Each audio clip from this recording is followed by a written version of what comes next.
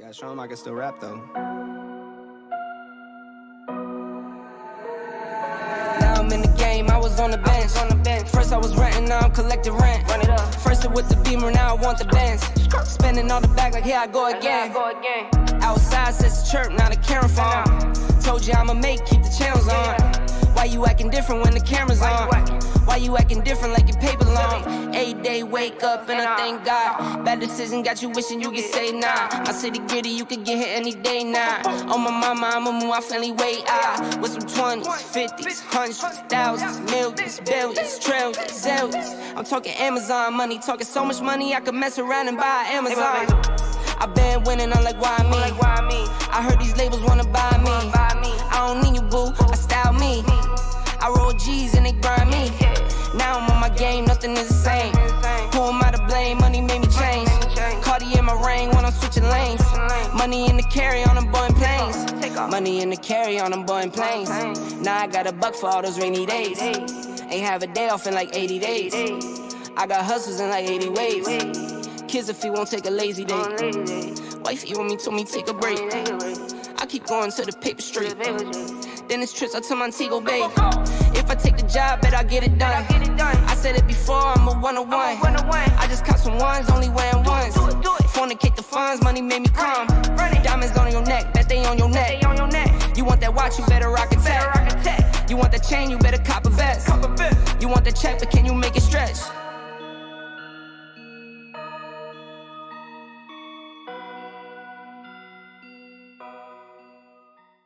Took so many years, I'm just waiting for the wins. I'm in debt to no one but the one who took my sins. I do it for real, there's no reason to pretend. If I do it once, I do it again.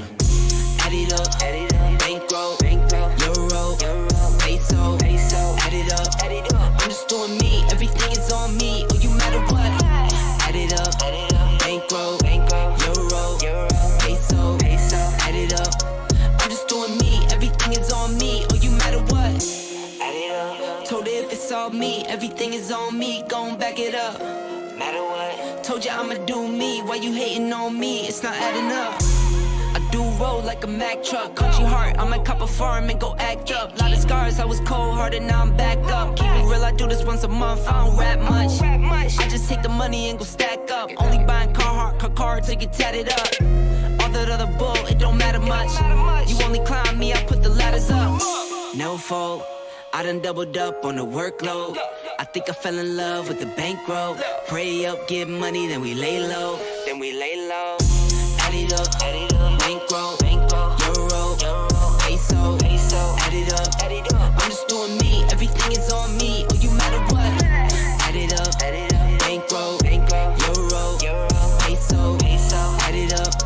I'm just doing me, everything is on me, oh you matter what. Add it up. Told her if it's all me, everything is on me, gon' back it up. Matter what? Told ya I'ma do me, why you hating on me? It's not adding up.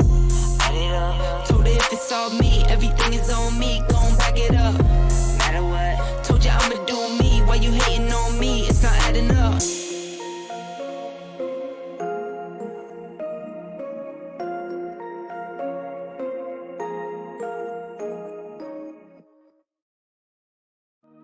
Gotta show him I can still rap though.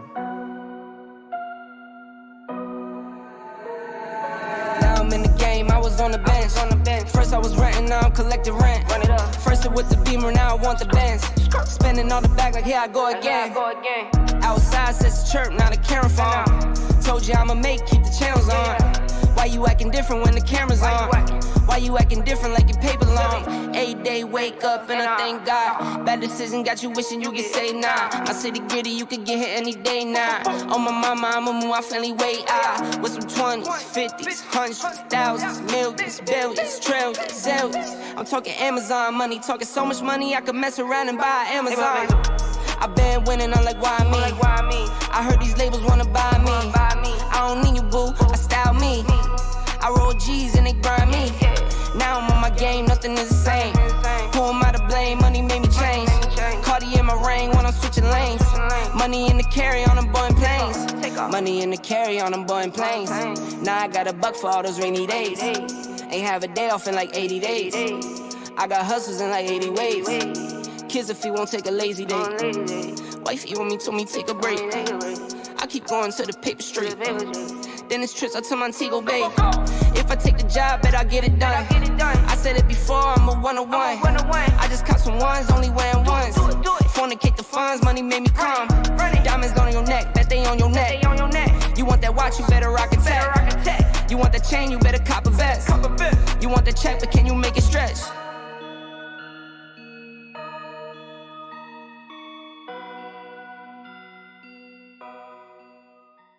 Took so many years, I'm just waiting for the wins. I'm in debt to no one but the one who took my sins. I do it for real, there's no reason to pretend. If I do it once, I do it again. Add it up, bankroll, euro, peso, add it up. I'm just doing me, everything is on me, oh you matter what. Add it up, bankroll, euro, peso, add it up. I'm just doing me, everything is on me, oh you matter what. Told her if it's all me, everything is on me, gon' back it up. Matter what? Told you I'ma do me, why you hating on me? It's not adding up. I do roll like a Mack truck, country heart, I might cop a farm and go act up. Lot of scars, I was cold-hearted, now I'm back up. Keep it real, I do this once a month, I don't rap much. I just take the money and go stack up. Only buying car till you tatted up. All that other bull, it don't matter much. You only climb me, I put the ladders up. No fault. I done doubled up on the workload. I think I fell in love with the bankroll. Pray up, get money, then we lay low. Add it up, bankroll, euro, peso, add it up. I'm just doing me, everything is on me, oh you matter what. Add it up, bankroll, euro, peso, add it up. I'm just doing me, everything is on me, oh you matter what. Add it up. Told her if it's all me, everything is on me, gon' back it up. Matter what? Told you I'ma do me, why you hating on me? It's not adding up. Add it up. Told her if it's all me, everything is on me, gon' back it up. Matter what? Told you I'ma do me, why you hating on me? It's not adding up. Smoke in the air, pure gasoline. I see the news, see what you read. Change gotta come, put that on me and watch me educate. Yeah, we been, could've started, but it's never late. Do it for my kids, yeah, let's set it straight. Do it for your kids, gotta set it straight. It's time to regulate. We need change now. We need solar, we need EV in the game now. Make it changes so the earth we know can stay around. Make it change cause we had no time for playing around. Let's quit the playing around. First rule to me, let's keep it clean. Watch how we build, clean air we need. Start from the flow, sweep up the scene. We going green, work as a team. First rule to me, let's keep it clean. Watch how we build, clean air we need. Start from the flow, sweep up the scene. We going green, we going green. The plumber's crack of dawn, yo. What is going on, everybody? Welcome to another episode of the next podcast. Dare I say a pissy edition, a salty edition, because of what is going on over there at PlayStation with Jim Ryan. Yes, sir. We are gonna talk about that, but other things as well. We got a lot to talk about. Yo, shout out to the chat. What is going on, everybody? Cali Rex. Yo, K-Mega, believe it or not, our homie, I don't know if he's still a pony. I don't know if he's still registered as a Sony pony or whatever. But Cali Rex was first here tonight, man. I haven't seen that in a while. But shout out to Cali Rex. What is going on? Axel Mizzle T Shizzle is in the house. Of course, we got Crispy doing the stereo appearance here, which he's on the panel, and of course he is in the chat. What is up, Moggs? Good to see you. Carlos, what is up? Relzer, what is going on, people? It is good to see everybody. Guys, you know what to do. We're about to get into the introductions. And while you're hearing, everybody say hi and all that good stuff, hit that thumbs up button. Share the show out on social media, whether it's Twitter, Facebook, or whatnot. Wherever you go and you're talking games with people, and let people know this is where they need to be on Thursday. Prime time. It is right here with the next podcast. But with that being said, we got to get into the introductions. And I am going to start with the man that I feel I feel he might go off on a couple things today, and that might be an easy prediction because he has a tendency to go off on at least one topic per week. He is the creator, dare I say, inventor of hashtag Crispy Truth. It is Crispy Bomb. Crispy, what is up, bro? What's up, man? Might be watching some football in between, but it is muted, and you have my full attention because Jim Ryan's a saint now. That's pretty funny.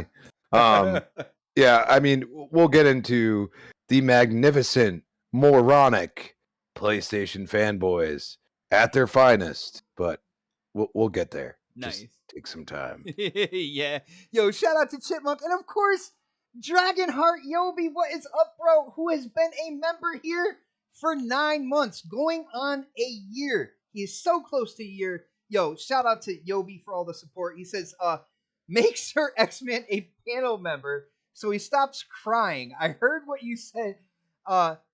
X-Man, I don't care anymore. I don't kiss no one's ass. Watch your mouth. Give Megan his back pay already. Sheesh. Yo, this dude, he's an instigator, man. Yobi, I did not realize that about you when I first met you, bro. But it seems you like to instigate just a little bit, little playful instigation, just a smidgen. But yo, shout out to Yobi. Yo, next on the list, he is an OG gamer. He has played on just about every platform known to man. Maybe not the PS5 yet, but he has been there and he has seen the evolution of gaming. So it is good to get an opinion, from that side of the community. Of course, it is my golfing buddy, Sir X-Man. Sir X-Man, what is up, bro? I'm just hanging out. I don't care no more. Let's go. Oh, damn. Sipping that Long Island iced tea as well, right, bro? No, I only had one little sip right now. I'm cool. He seems like he's trying to keep himself composed. What's going on, man? I'm just chilling right now, playing a game on the PC while I'm talking to you. What you playing on, bro? PC. No, what game? Oh, I felt like Forza 7 today. Oh, nice. So on PC, you probably got all the bells and whistles. Got your 3 screens going. Everything good? Wheels, all that fun stuff. Oh shit. But all right, brother. Let's go down the list here, and let's get to the man who has been. Well, you gotta put K-Maker so far down, man. You put him down the list. Why you gotta look bro. Way too far into something, man? It ain't nothing like that. What happened to save? Sir X-Man, what happened to saving the best for last? Before you start popping off, man. What happened to saving the best for last, bro? Then I suck. Oh, see, no matter, chat, I cannot do anything right now, Whatever I say, I'm gonna get something from one corner or the other. It's about to be one of those shows, guys. That was good, Crispy. Crispy, what did you just say? Then I suck. All right. But next on this man has put up with me for years. I don't know how he does it, I swear. But ever since we were out there on those Facebook gaming streets dealing with those Sony extremists and basically, doing a whole body count over there at Bang Bang and stuff. We've gone through the motions and he has been a part of this show from the beginning. Of course, it is K Mega. What is up, brother? Hey, you know what? I got to do my victory song because right now I'm officially the ambassador of Xbox because from when it comes to playing Japanese games, because I was touting about us Xbox gamers playing these Japanese games and beating them. And then I got all these stands coming after me. Oh, so you're the representation of Xbox, one out of millions, but yet you the representative. So you goddamn right, because I've beaten those games. Y'all talking about them. Let the music play. The thing goes and the boom.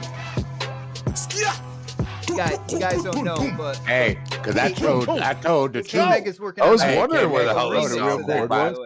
K-Mega did a little short podcast earlier, right? And I told the Wasn't that guy the like 2 truth. hours short podcast? Yeah, I told the guy Yeah, I the know it was truth like and the 2 hours. I was facts. trying to Right, joke can't with make 30 it. minutes. He didn't want to hear the facts, did he, or what I told him, did he? Oh man, None no. of it. I was trying to get the hell out of there when he started going way left. But That shit shout was out to funny. Toby. Yo, But yeah, I mean, let's get this started, man. Ready to have a good nice, time, man. nice. What is up, Spider and Mizzle? Mizzle, I love your idea. So you know what it is. Talk about saving the best for last. I will let you know that you are on my channel right now. I am Xbot448. Feel free to follow me on whatever social media, and if you haven't joined the channel yet, definitely think about doing so. So shout out to you, Mizzle. Love the way you think, brother. But on that note, let's get into some Xbox news real quick because it was announced. Well, I think it was yesterday. I think it was yesterday. For people who like pro controllers, you know that there is an Xbox Elite, and of course they have the Elite Series 2. Xbox announced not another rendition, not a version 3 or a Series 3, but they announced the Series 2 Core Edition Elite controller, which basically is the Series 2 controller. It has a white face with the black grips, so they're a little bit different aesthetic.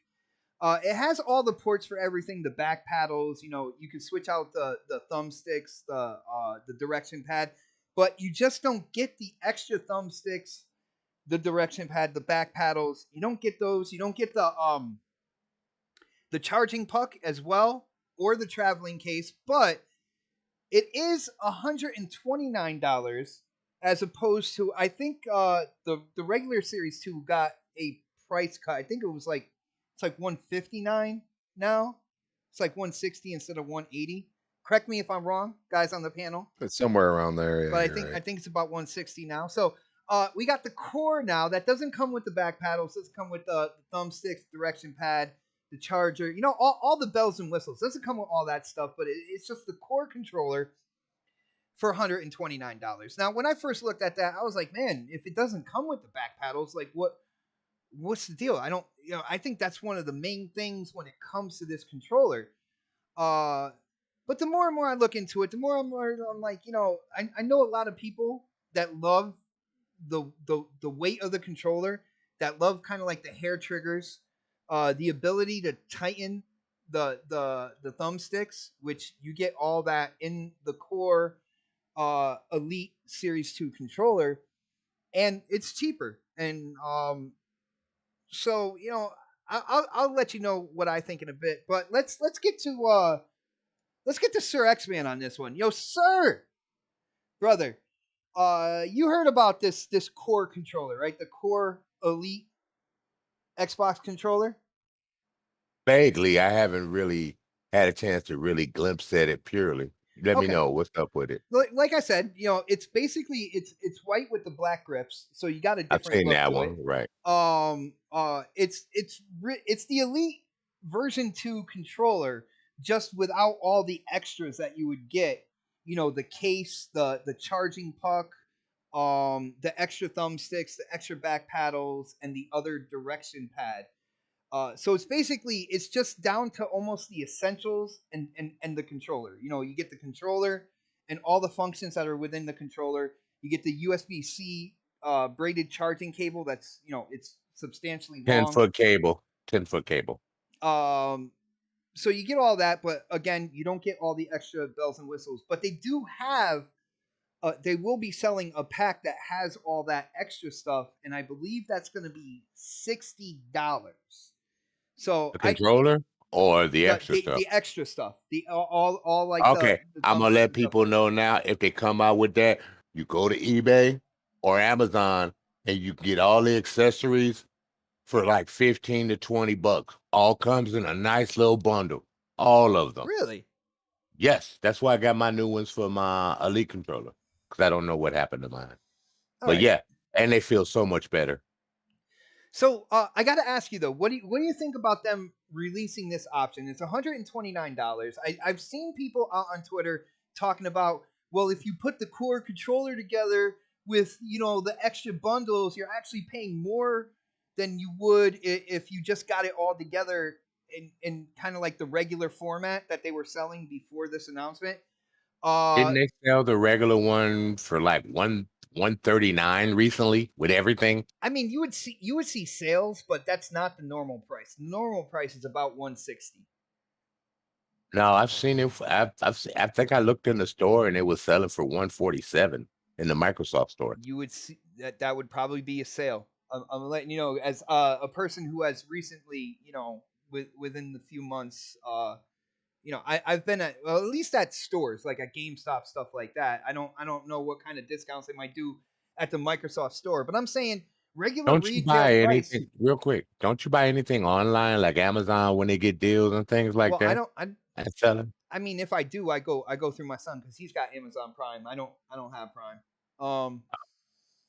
So I mean, I will buy certain things online, but I do like going to the store. Man, I don't know. Call me old fashioned. I like taking a trip to the store and seeing things physically as well. Like have stuff in my hand. Like yeah, nah, I want that. Like you know what I'm There's a saying? girl in the store that you like to see, isn't it? Nah, nah. Give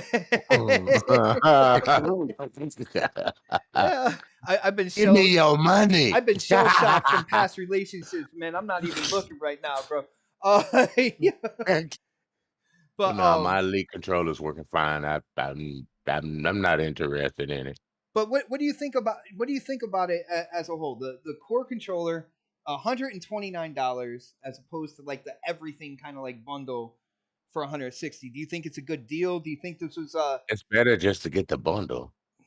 I mean, yeah, that's what I would think. But The only thing is, it's going to be a different color with different grips.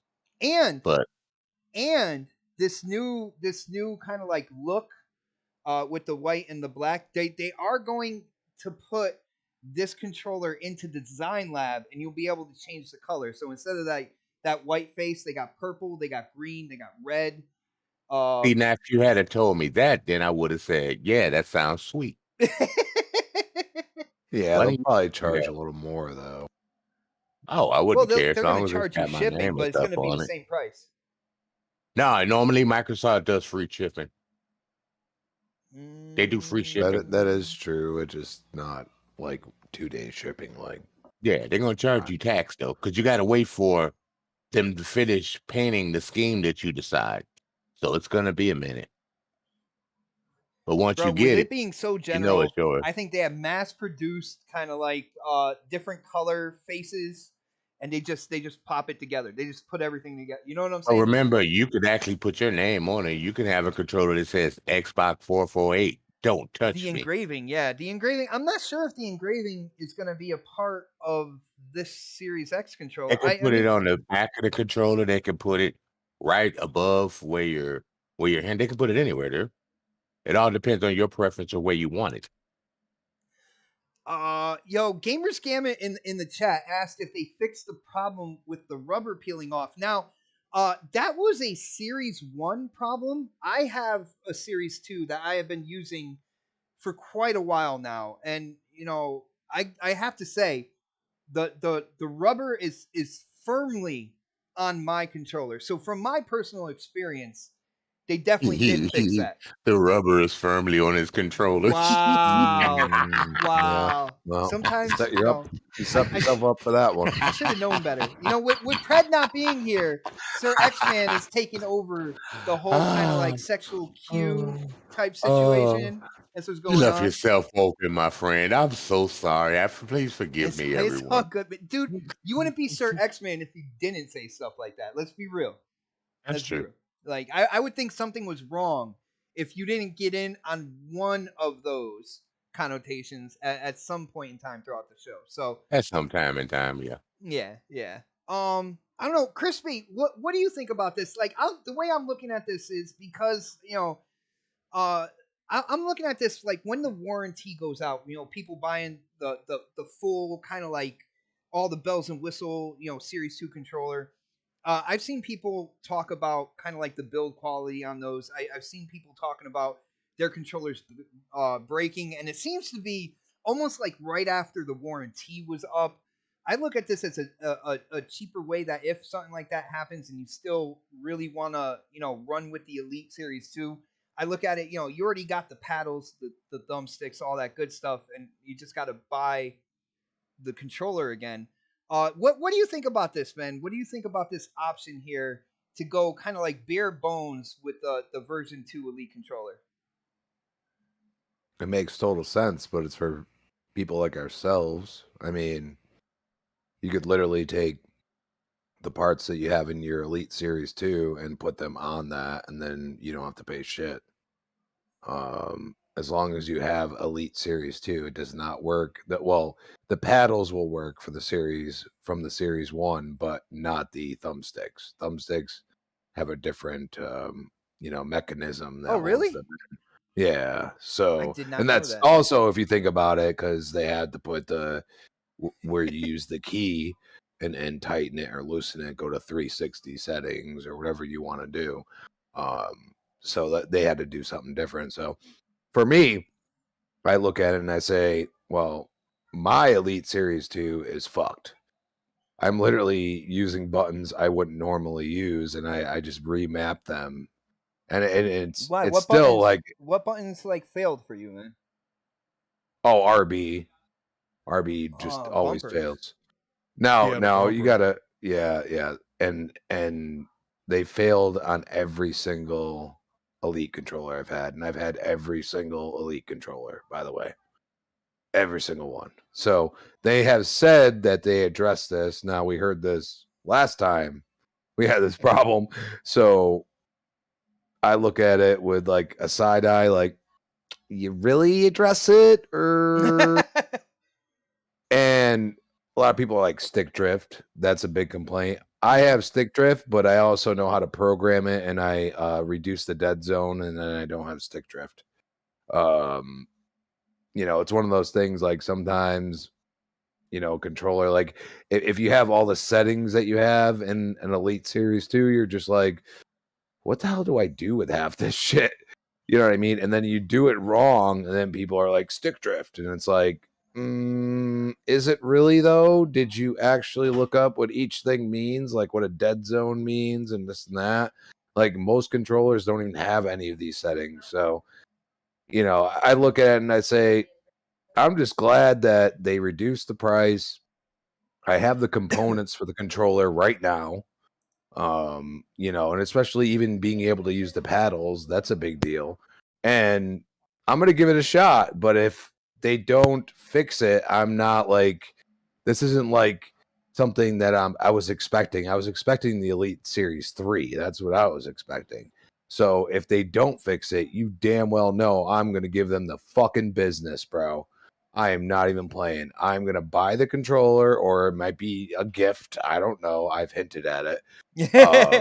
Told your But significant other, like, oh, yeah, that's a yeah.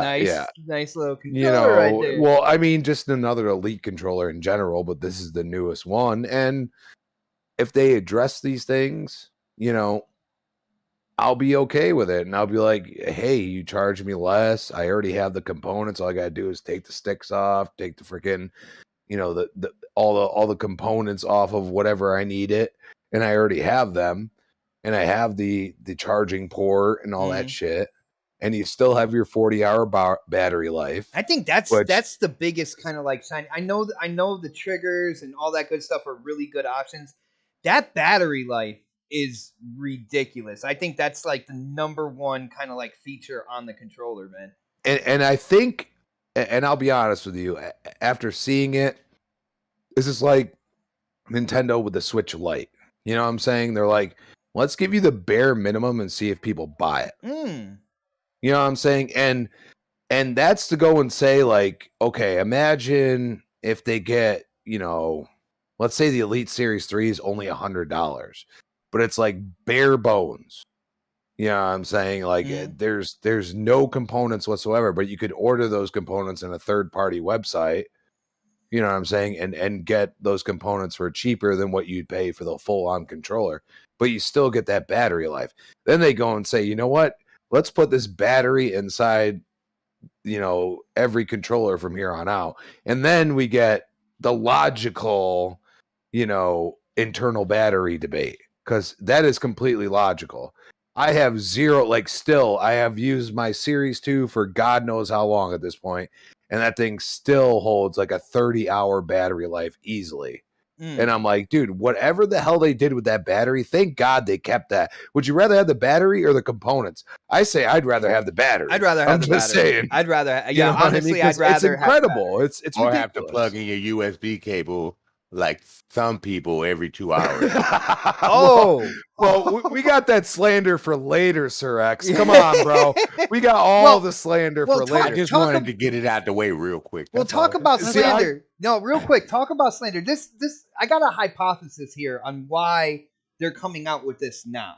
And I want to hear what you guys think, all right? And so starting with you, Crispy, on this. Now, we're getting a cheaper version, yes, bare bones, when it comes to the Elite version 2. I'm kind of thinking that kind of like, these companies when it comes to Xbox, when it comes to PlayStation, Nintendo, they have an idea of what's going on in the other camps before we do out here. Pretty much. Some things they definitely keep as a surprise. But I'm throwing this out there that I feel like Xbox, because the DualSense Edge is going to be coming out. I don't think we have a price for that yet. But if Xbox got word that it was going to be cheaper than the Elite version 2 as they were selling it before, I'm thinking that they're throwing the core out here at a cheaper price point, and they're going to have it where it's cheaper than the DualSense Edge as well. So this way there isn't kind of like a narrative that PlayStation plays off like pro controllers and kind of like value situation. I think like Xbox might be getting out ahead of that whole thing with the DualSense Edge and coming with a kind of like a cheaper option for people. What do you think about that, Crispy? Do you think there's a possibility there that that's why we're seeing this now? For Sony, I mean, what? Their controllers are already $70, right? Yeah, but they're coming out with a pro controller, coming out with the DualSense Edge. No, I'm warming you up here. Okay, warm me up, man. I'm cold. What I'm saying is that the Edge was announced. Okay, we don't have a price for it. Exactly. Logically, with the components they have into it, minus we haven't heard shit about the battery, by the way, because it's probably the same damn battery that's in the DualSense. That wouldn't be good. I've already seen a lot of people having issues with that because it's a $70 controller, and my $60 controller, I got to spend once in a while on batteries, or I get rechargeables. Big fucking deal. Guess what? If my controller works correctly, I don't have to replace it. Okay, I can use my 1X. I can use my 1X controller on here. I can use my 1S controller on here. I can use whatever. I got multiple controllers that I can still use, and they're from different generations, technically. You don't have the same thing going on PlayStation side. And that's where I go and say it's probably the exact same price that this was just released. Xbox is probably just like, you know what? We got Design Lab. We pay these people to do stuff. Let's throw the Series controller in there. And let's have it a white face, and everybody's like, why is it, why is it the way it's designed now? Oh, wait, you could change the color of the face. Like, it makes total sense. So, it's one of those things, like, they're like, you know what? We were waiting on this a little bit. They probably just threw it out there and said, you got this Edge, by all means. Here you go. And they know that it's not going to be, less than probably $130. I mean, if you really think about it, the way Sony's rolling right now, come on. You know what I mean? If are they going to drop it at 100? Are they going to do 110? I think it's going to be $150, to be honest with you. Like, I'm just saying, like, I don't think it's going to be less than $130. I mean, a lot of us bought the Series 2 at 180. Yeah, that's what I'm saying. Yeah, my first Series 2 was 180. So it's like one of those things, like, the market is there, and like, instead of Xbox being like, screw you, here's a Series 3, I'm actually, if they fix the problems that have been transpired over this period of time, they actually fix them. Now, if you drop the damn controller, which I have done, okay, it's kind of your fault. And that's why I haven't called them up and like, give me a new one, because I dropped the freaking controller. And if you did that, I don't care what height it is. If you have a hardwood floor, if you have, a carpet, linoleum, and you're standing up playing games, and you just drop the controller, or your kid hits it off the table or something, like, What do you want me to say? Or, Like, or shit in my happens. case, my ex literally dropped my first elite version 2. She literally dropped it and then accidentally stepped on it another point in time as well, and it was still functioning after that. But you can tell, like, there were internals that were busted. It was that, tired. It was tired after a few drops. It got tired, man. That's exactly right. But that's where I go and say, like, the only thing I would ask Xbox to do if they come out with a Series 3, if you're not sure, like, let's say this one comes out and there's still the same issues, make that shit easily replaceable, because I think people will deal with it and they will just fix it themselves. But I've done it on my Gears controller, the bumpers. Mm-hmm. That shit ain't fucking fun, bro. It's not, it's not like a screw. Like, dude, you gotta like spread it apart and you gotta make sure it slides in correctly. You better and not say stuff like that around Sir X, man. I'm just saying. I was waiting for it. He's silent right now. But yeah, I mean, so I'm gonna have it one way or another. Either I'm gonna buy it or somebody's gonna buy it as a gift. But I do like the fact that they're looking at more of the people that already have the premium controllers that already bought them.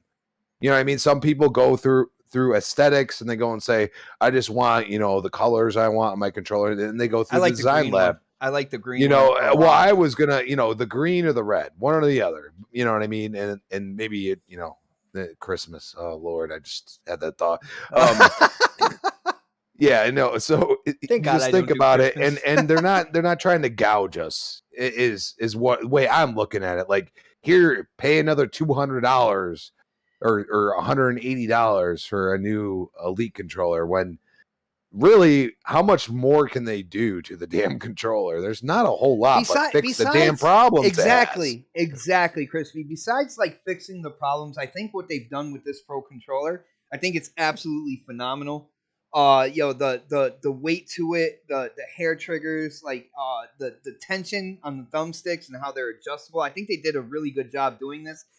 Just those particulars that you were talking about. Some people talk about stick drift. Other people say that the bumpers still aren't fixed entirely, from the version 1. The version 1, I had an issue with my bumpers after a while, so I had to move that to like my 2 back paddles.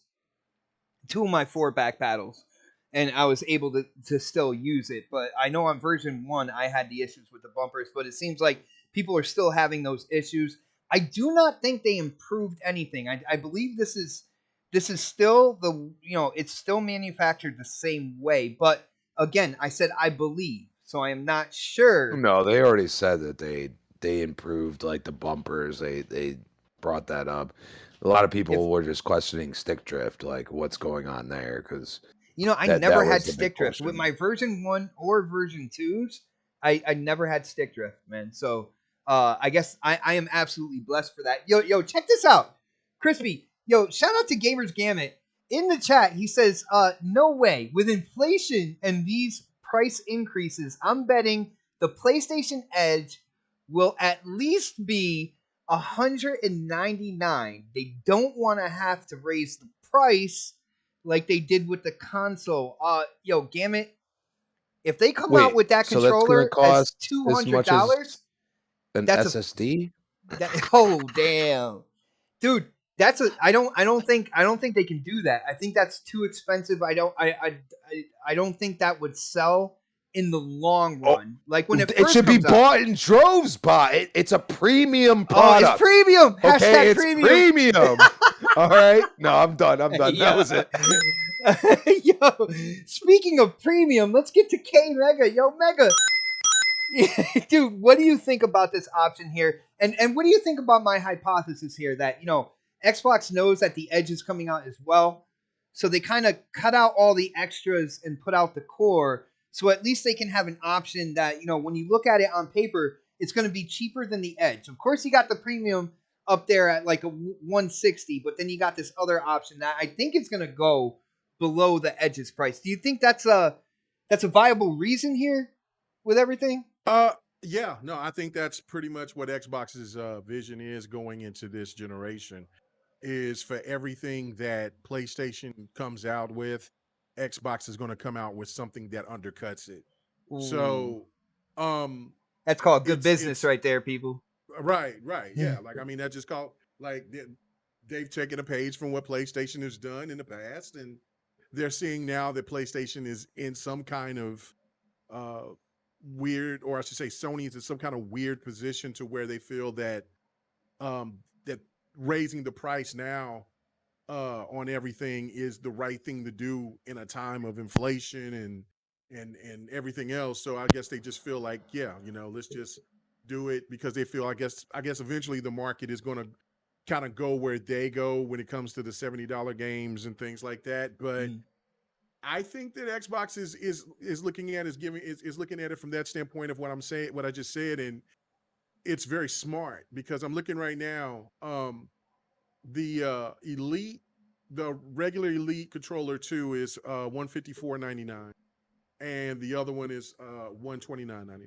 So and the Elite the overall the 154 version is on sale, and it'll end in 22 days. So that still gives people plenty of time if they want one or the other. So really, they're trying to hit you with the coup de grace, because if they feel like that PlayStation's new controller is going to be 160, then they'll have it price cut for an option, and then of course they have the smaller option for gamers as well. So no, I mean, look, no, it's just part of the strategy, it's part of the game. I personally want to wait for the Elite 3 for the series, the Elite 3, because I mean I had so many bad experiences with the Elite 1. I bought 3 of them. So dude, I think everybody, even the extended family of Next Podcast, we all had issues with the version 1, man. Yeah, like the rubbers come out. I mean, it can still play. I mean, but again, I have a janky R1 button, and then the rubber is all off on the last one that I had. And so I was just kind of like, yeah, I'll just wait. But I am intrigued. The 129 is a price that I think I might could work with. Especially if you got reward points, then I mean you can get it for however much you want to through the Xbox store. And of course you get free shipping, so I mean that's a win-win right there. So if you are a person that just accumulates reward points and don't spend on a monthly basis like I do, then you might have enough to just get the controller outright since it's on sale. So you hear that, Jamie, in the chat, Elusive Gamer? Yeah, because he loves doing that, man. Right. No, I love it too, but I mean I spend mine monthly, so I'm always, but now I think I'm gonna kind of hold off, because I've made the stance that I'm not going to be buying any $70 games. So I'm going to save my reward points for when Gotham Knights come out, and when Harry Potter comes out, and and also when Call of Duty comes. But I'll probably get the deluxe edition or the ultimate edition for Call of Duty. But anyway, I just look at it. It's a good deal. It's smart. I like I said, I was on the fence. I know when I played it at E3, I was like, man, this goddamn controller is, it almost got me. I was almost going to get it then. I was almost going to get it then. But I was like, no, I got my controller at the house, and sure enough, I'm glad that in a sense, I would have been okay. Because I would have had a new controller, but I still would have been upset, because I'm like, I paid so much for the Elite 1, and then here comes the rubber completely coming off, or the button on the right bumper button is tripping out. So I just want to kind of wait, but that 129 is very intriguing. And I mean, saying like I'm content with the stock controller. I bought 3 of them, so they're still getting me, you know what I'm saying? Because I do enjoy the new controllers more than I would probably say this to me are the best controllers next to the 360 controller. I use my Elite version 2 for all my first person shooters and stuff like that. And then I have the red camouflage kind of like series controller, and I use that kind of like for all my other games. Yeah, same here, dude. The weight of the Elite controller that just draws you in. You know what I was just thinking? You feel like you got something in your hand. It just feels right. Yo, Xbox, Yeah, you it need feels to good. answer this question. Do you have the same latency as the series controllers on this controller? I need an answer. Same latency. Dude, the Um, latency on the series controller is Ooh, so that much better than the good. Elite. yeah, no, it's definitely. Yeah, I could definitely feel more responsiveness on the Elite controller as opposed to the series controller, but they're both good. They're both good, and like I just like I use my quote unquote pro controller for like the more competitive stuff. You know what I'm saying? The first person shooters, the multiplayer stuff. But then again, like when it comes to racing, I use my Elite for golf as well because of the weight of the thumbsticks. I got used to that, but yeah, so I go back and forth anyway between a regular controller and the Elite controller, and I think that's also guaranteeing it, longer life as well because I'm not using it constantly, for every single game I'm playing. Um, but on that note, I think we should move on, and let's get to another kind of like warm up topic before we start getting into the bigger stuff. Um, one of my one of the things I was dreading came true today, and I was kind of upset about it.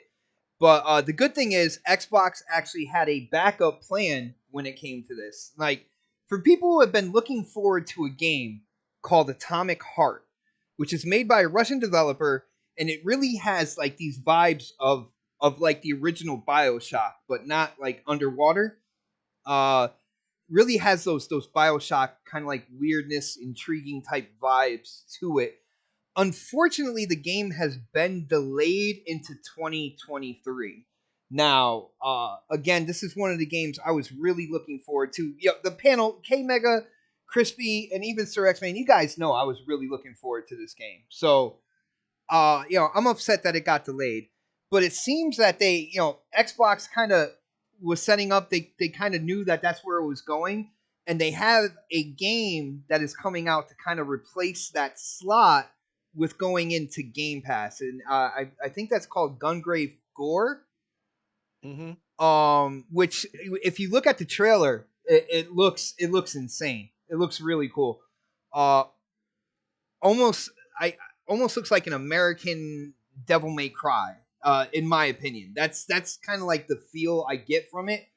Um, so let's go to K Mega on this one. K Mega, first off, were you looking forward to Atomic Heart, and how did you feel when you found out that got delayed? And what do you think about? I really feel like Xbox, when it comes to Game Pass, they're really starting to learn from what's going on and trends and stuff. And now that you see that one of the games that they were touting, going into Game Pass, one of those deals where the game was going into Game Pass, and they saw that it was about to be delayed, they went out there and they struck a deal with another developer for another kind of like highly anticipated game, and brought that in to kind of take its place. And now we have that game to look forward to going into Game Pass. Do you really feel like Xbox is kind of like uh learning the motions of this subscription service and kind of like the things to do in case of delays and stuff? Do you like how they're handling this right now? Yeah, no, I mean, I think that they already had it in a bag. Once I seen that game, I was like, I think that that's going to be, and especially looking at what they've been doing uh, here lately in the last couple of months of kind of the games that they've put on. Um, and so I've kind of looked at it, and when I seen Gungrave, because I've seen the gameplay is wild. It's from an old classic. From it was on PlayStation on I don't know if it was on Sega, but I know it was on PlayStation for sure. But yeah, no, it's going to be a very cool, over the top game, and I I never really thought Atomic Heart was going to come out this year. It just didn't. I just had those vibes, so I wasn't really disappointed. I know that you was hyped for it, and I mean, I want to play it. It looks great.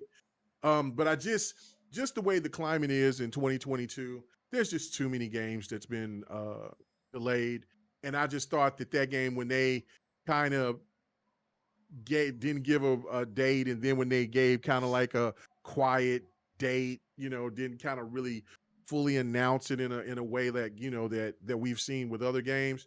I was kind of like, man, this game is most likely probably going to get delayed, and sure enough, it did. But I think this is all part of the whole strategy of what Xbox is trying to do with Game Pass. Even before the whole situation with the delays with the bigger titles for the AAAs and for the Xbox IPs, I think that they just wanted to we got a taste of what they were doing in 2021, and then we almost felt like we were overwhelmed. So 2023 is going to be gross. It's because it's setting up to be there ain't going to be enough insane, time. bro. Yeah, 2023. There's no doubt that there's going to be more games pushed until 2024. But even it's just what we know that's going to be coming out, for the most part, it's going to be gross. There's just not going to be enough time. Thank God for Game Pass, brother. Oh man, like I'm saying, it's just not going to be enough time. And so that's where the appeal of Game Pass is going to be, on top of the fact of knowing that you'll be getting everything that your heart desire in this service. So no, I think that they I think in the beginning, when they started the generation, that they were kind of holding back maybe, but then when they started to see what was going on with Halo, and then what was happening with other stuff, and then when they started to figure out that, like, hey, Perfect Dark is not fully ready, Forza Motorsport's not really ready yet, and then of course then Redfall, then I think that they already kind of went on this warpath of like, let's go ahead and just try to make it through 2022 and just kind of make Game Pass as robust as we possibly can. Get the best offerings that they can, right put into there. Yeah. And really what that will do, especially if most of these games will get received well, then it's only going to make the service get better, because there's going to be bigger and better games that's going to drop on top of the first party IPs.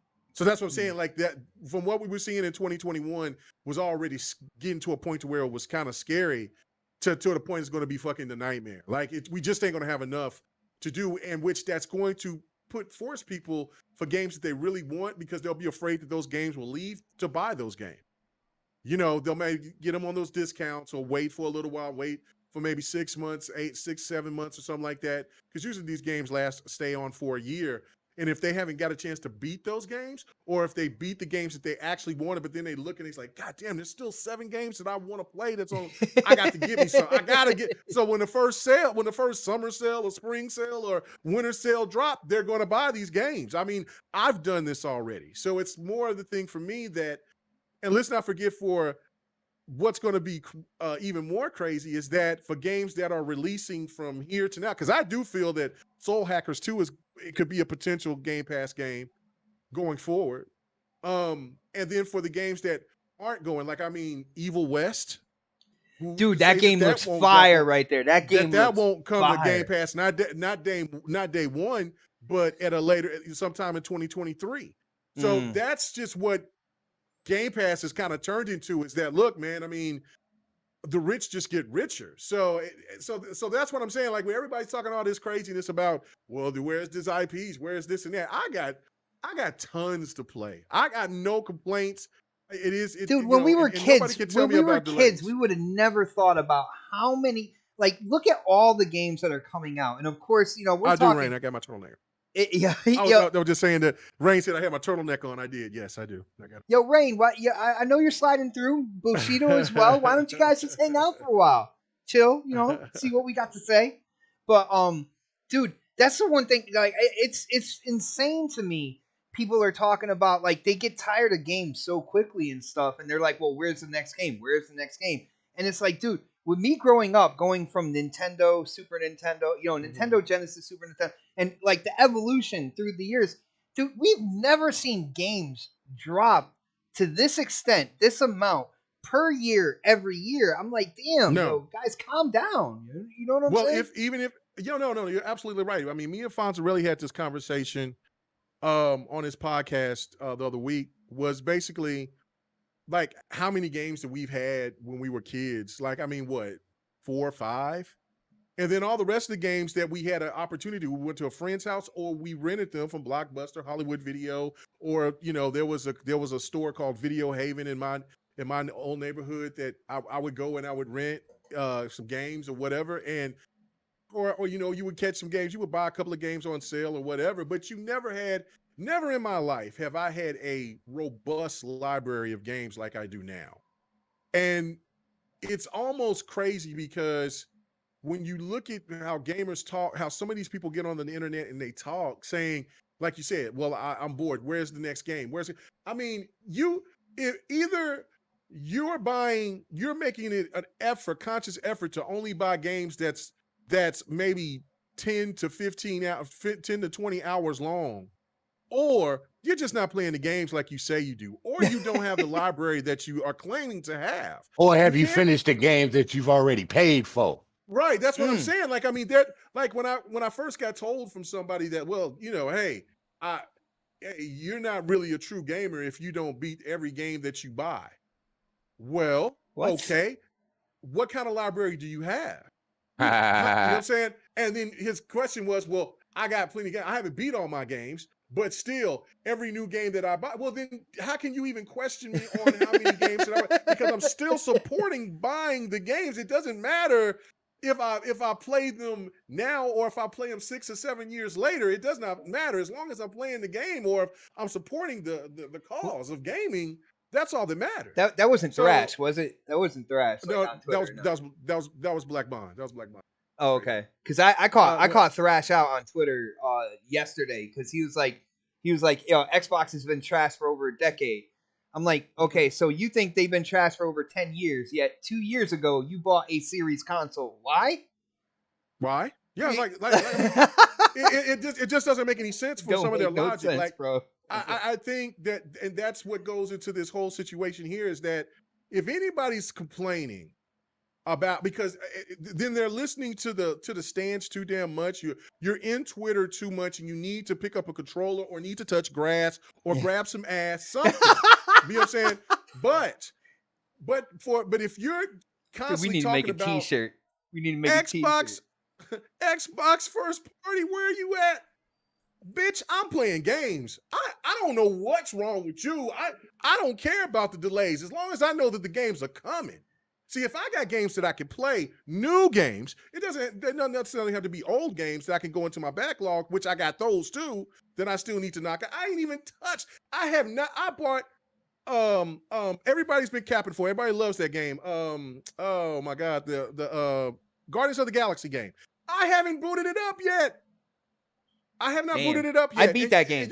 I beat it. I know.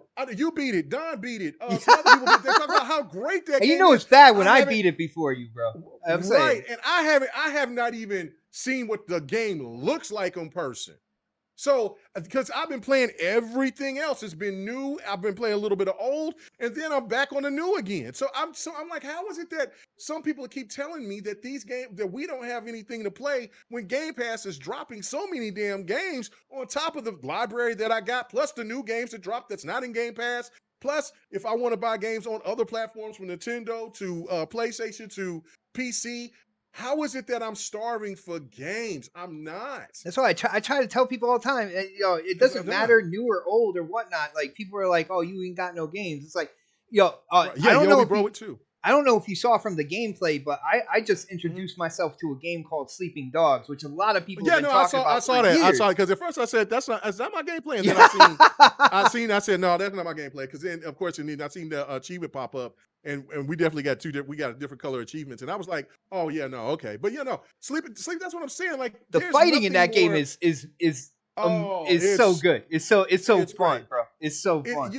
There's nothing more enriching or it's just excitement than playing a game that you've had for years.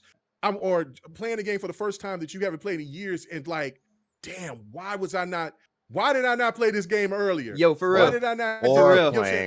Or playing one that you wanted to buy, but you wasn't sure about it. Right. Which is why I'm playing Grid Legends and I'm loving it. Right. Okay. So like, I bought it. After right.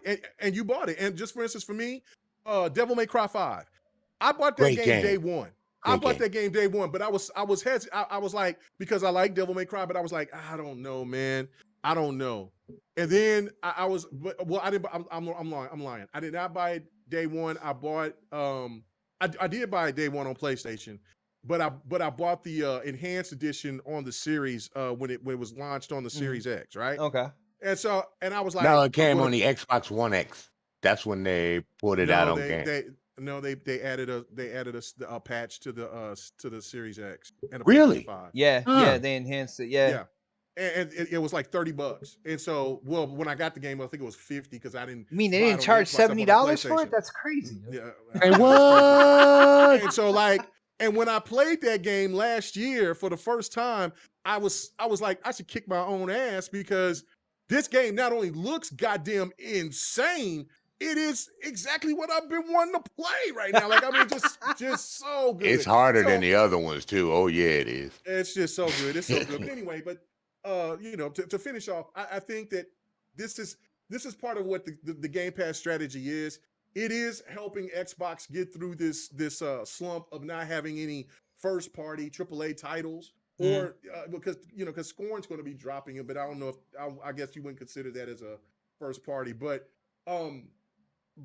because there's so much content out there, even for the stuff that's coming out, like I think this month or this week or whatever, it's not everybody's cup of tea, but guarantee you the month after that, there's going to be something within that that's going to be playing, and I guarantee you the months before that came through, there was something that you haven't got a chance to play yet. So you'll be fine until 2023, because right when 2023 drops, Lord have mercy, you're going to be complaining and talking about there's too much, because once you get your hands on Starfield, and then that behemoth of a game that's going to take hundreds Redfall. and hundreds and hundreds of hours, and then you're going to sit there and have people that want to tell you about Redfall. Then you're going to have people that's going to want you to play Forza Motorsport, and then you're going to have other people that's going to tell you to play this and play that and play this on top of Wulong and all the rest, and Atomic Heart and all the rest. Man, bro, it's going to be ridiculous next year. So just relax, enjoy what's coming out here, and then touch up your backlog. Yo, I know for you real. got it. For real. Let's see. Crispy. Again, Atomic Heart's delayed, but it seems like Xbox, they set up to cover that. They're like, oh yeah, no, it's delayed, but we got you covered with Gungrave Gore, which did you see the trailer for that, Crispy? No. Yo, it looks insane, and not for anything, bro. I think it looks right up your alley. It's almost like almost like a heavy metal fantasy, in my opinion. But just over the top, kind of like violence, and the dude reminds me, what's the movie with Antonio Banderas where like he was walking around with the guitar case that had all his weapons in it, but he had two partners with him, and The Assassin. you know what I'm talking about? I know what It you're was in talking about. Mexico. Yeah. Oh, Yeah, Desperado. Desperado. Desperado. Dude, there's a Desperado feel to this character, and kind of like he's carrying this box that switches and turns into like different weapons and stuff like that as you're and it's all about revenge, man. It seems insane, but dude, Yeah, it's very over the top, very gory. It's it's a hack and slash. It's just pure just adrenaline. You're going to be devastating your enemies with all types of just crazy with crazy, like, weapons. With you got this huge ass sword, and then you got this big ass gun that you man, it's nuts. Yeah, I'll repost Mega. it. I'll repost it so people can see it. Mega, can you do me a favor and read that super chat for me, if you don't mind? Sir X Man said he's a punk ass bitch. $2. All right, good job. Dude, I'm reading something different, man. I'm the initials MD. I don't know, a little milk dud action going on. Sir X-Man, Oh my God. thank you for the support, brother. I appreciate it, man. That is the first super chat of the night as well. Shout out to you, Sir X-Man. Help me! Help me! I gotta get the sneaky laugh. I love it. So, Crispy, what do you think that Xbox here, like, they're really kind of like learning as they go, and they saw in terms of the delays that have unfortunately happened this year, and they saw Atomic Heart coming with a delay, and they kind of I think they really got on it quick and kind of inked out this deal, to have something there for the consumers, for the Xbox gamers, man. Do you think that this is what the case is? It's like they're learning as they're going with this, and if that's the case, I think they're doing a good job right now. I mean, they've had something for somebody every month. Mm-hmm. I mean, let's be honest here. Like, they're just using their third and second party deals or making deals, even if they're kind of like off the cuff. I mean, people are paying attention. You look at what you're paying and how many games you get to play. Like, I mean, people are like, oh shit, Lies of P is going to be in there. You know what I mean? Yeah, I like, forgot about that too. Yeah, and then you still have, Scorn sitting there. You have games that are different. You have Atomic Heart, which, I mean, really, even if it releases next to some huge game at the beginning of the year, it doesn't mean that people aren't going to be, looking at it and saying like, oh, this game is different. And I mean, be honest with you, the end of the year for PlayStation 2 years ago was basically the same thing that Xbox is doing right now, except they chose to go the whole fucking year. But if you really look at it, like, I look at it like, hey, I don't have to buy a Plague's Tale Requiem, especially for my girlfriend to play. Definitely interested in certain games, but at the same time, not every game's just for me either. I mean, that's where this family plan is going to come in and stuff like that. Like, yeah, I mean, High on Life looks funny, but I don't know if I'm going to get into it. But, I don't know. That knife got me, man. I got to play it for Knifey. I got to play it for Knifey, bro. That might be. What is it? Is it the accent? Is that what it is? It's just like he is so enthusiastic. He's like, "Come on, stabby, here's stabby, me, stabby, stab that stabby, motherfucker stabby. right there, stab the motherfucker." Like, I'm like, "Oh damn!" Dude, when people are trashing that game, they're like, "Dude, have you ever watched Rick and Morty? You dumb fucks!" Yeah. Like, just okay. This is for Rick and Morty fans. I'm sorry. I'm sorry you don't get it. Like, oh, it's potty humor. No, South Park is potty humor. Okay, like, don't give me that shit. You know what I'm saying? Like Rick and Morty is clever humor, but also can be freaking, stupid and repetitive for a reason, because they're trying to get you and get into your fucking head and be like, dude, fucking listen to what you're listening to right now. It's a big joke. Like, most of the shows, like, if you watch them, they're just a fucking giant joke, and they just take digs at everything. And that's exactly what this game's gonna do. And at the least, I know I'm gonna at least freaking try it, because I'm just going to be there for the humor. I love games like that, man. Sunset Overdrive did that last generation. That as well. That kept me going for a little bit, but then it got repetitive. Like, Sunset Overdrive should have been co-op. That, yeah. Well, that's where we go and say, like, the beauty of this is I see a lot of multiplayer, but also a lot of single player. Yeah, I mean, it's a lot of both, and good mix. The only issue, and K Mega really went into this, like, dude, what the hell are we gonna do next year? Like, holy shit, you know what I mean? Like, we got games coming next year. I don't know about the other people. I'm gonna have to quit don't my even job bother. You're gonna games. argue to a fucking wall. You might as well yell at your wall right now. There's no game. They're not gonna do it, dude. Eventually there's gonna, dude, when they announce it, we still got Forza sitting there, like, they haven't really said when that's actually coming out. Like, come on. Supposedly March. Dude, like, racing, like, all they need is a fighting game. Like, they have shooters, they have racing. Don't say that when K Mega's here, man. He'll yeah. They need a fighting game. They need to bring back Killer Instinct. You know what I mean? Like, they need to do that.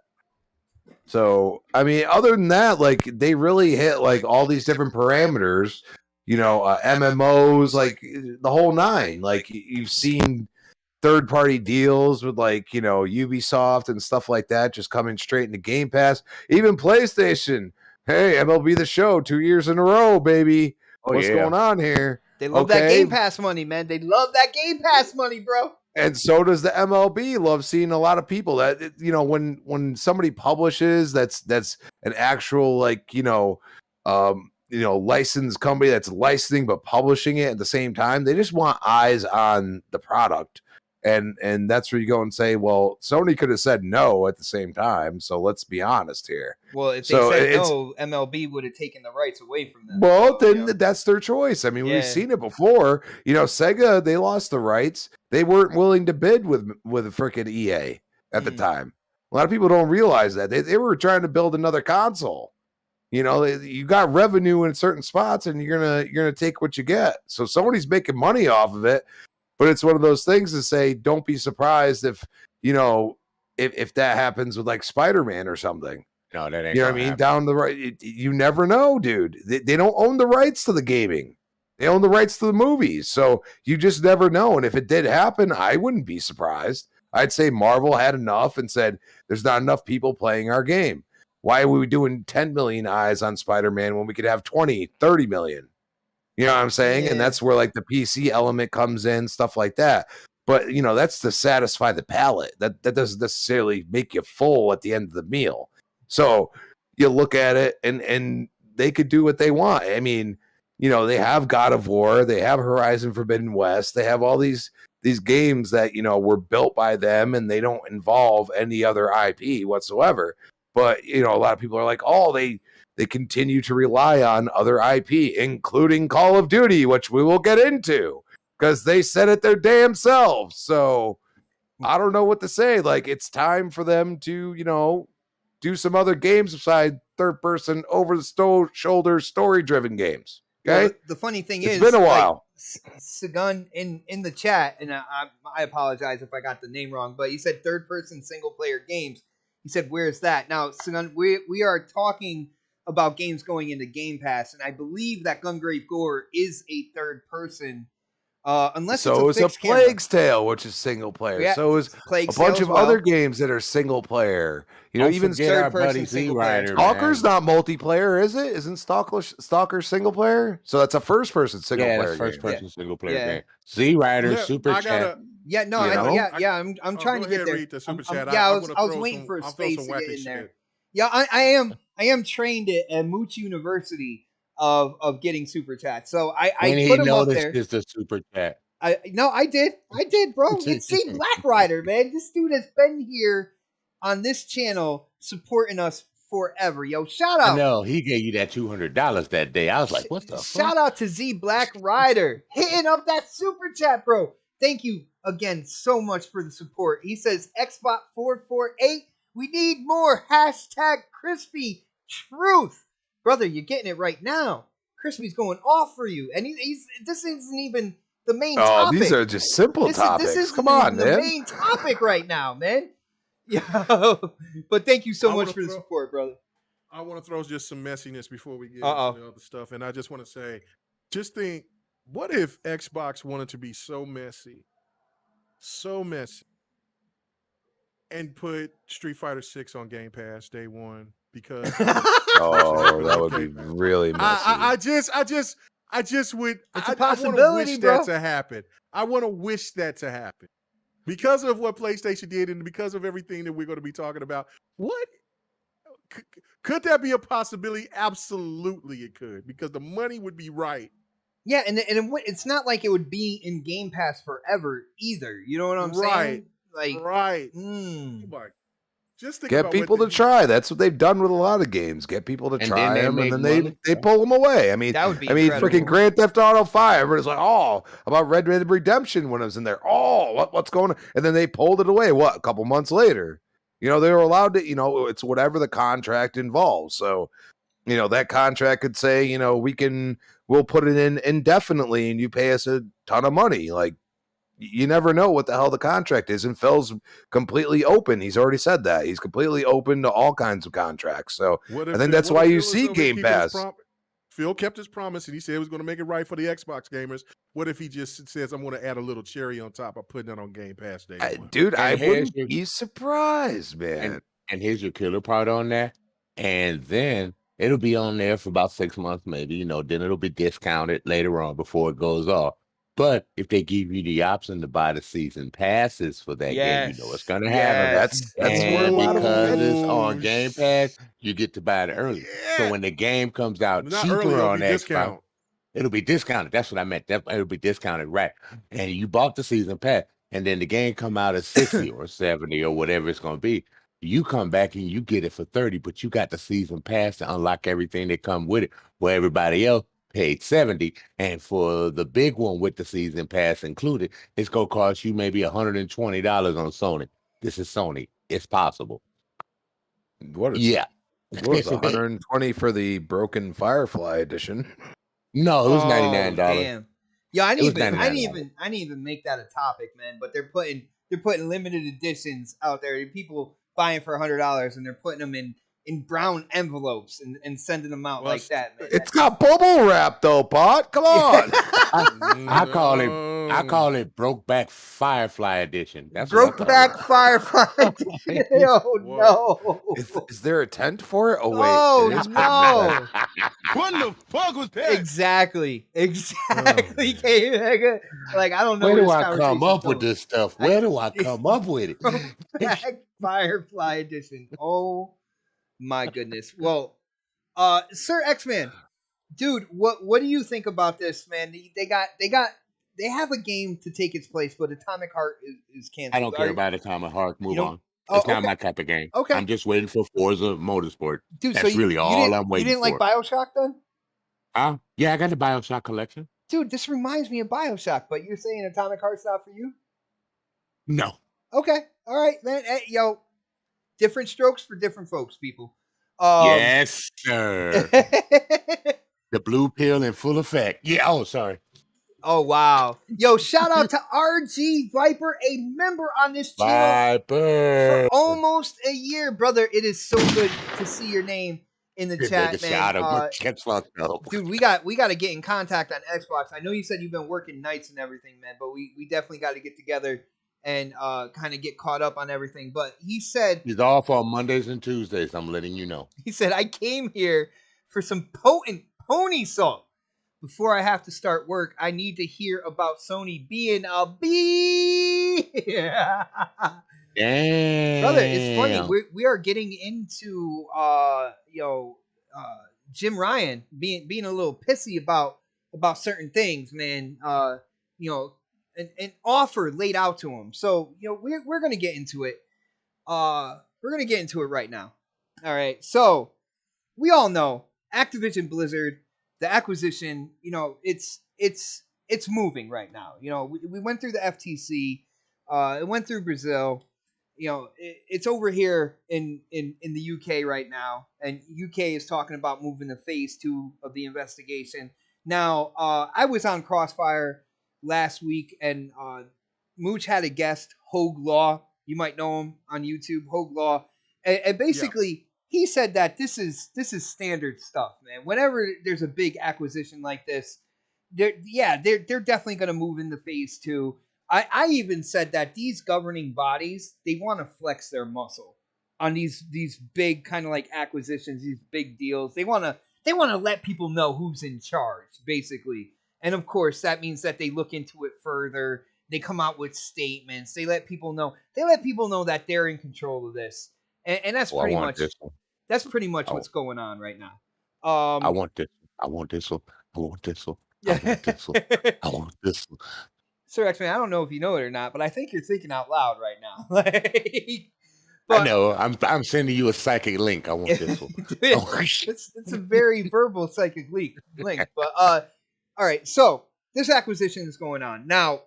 Come to find out, back in January. Now this is what we're talking about. And shout out to Destin Legary for coming out with a video and really putting more information out there.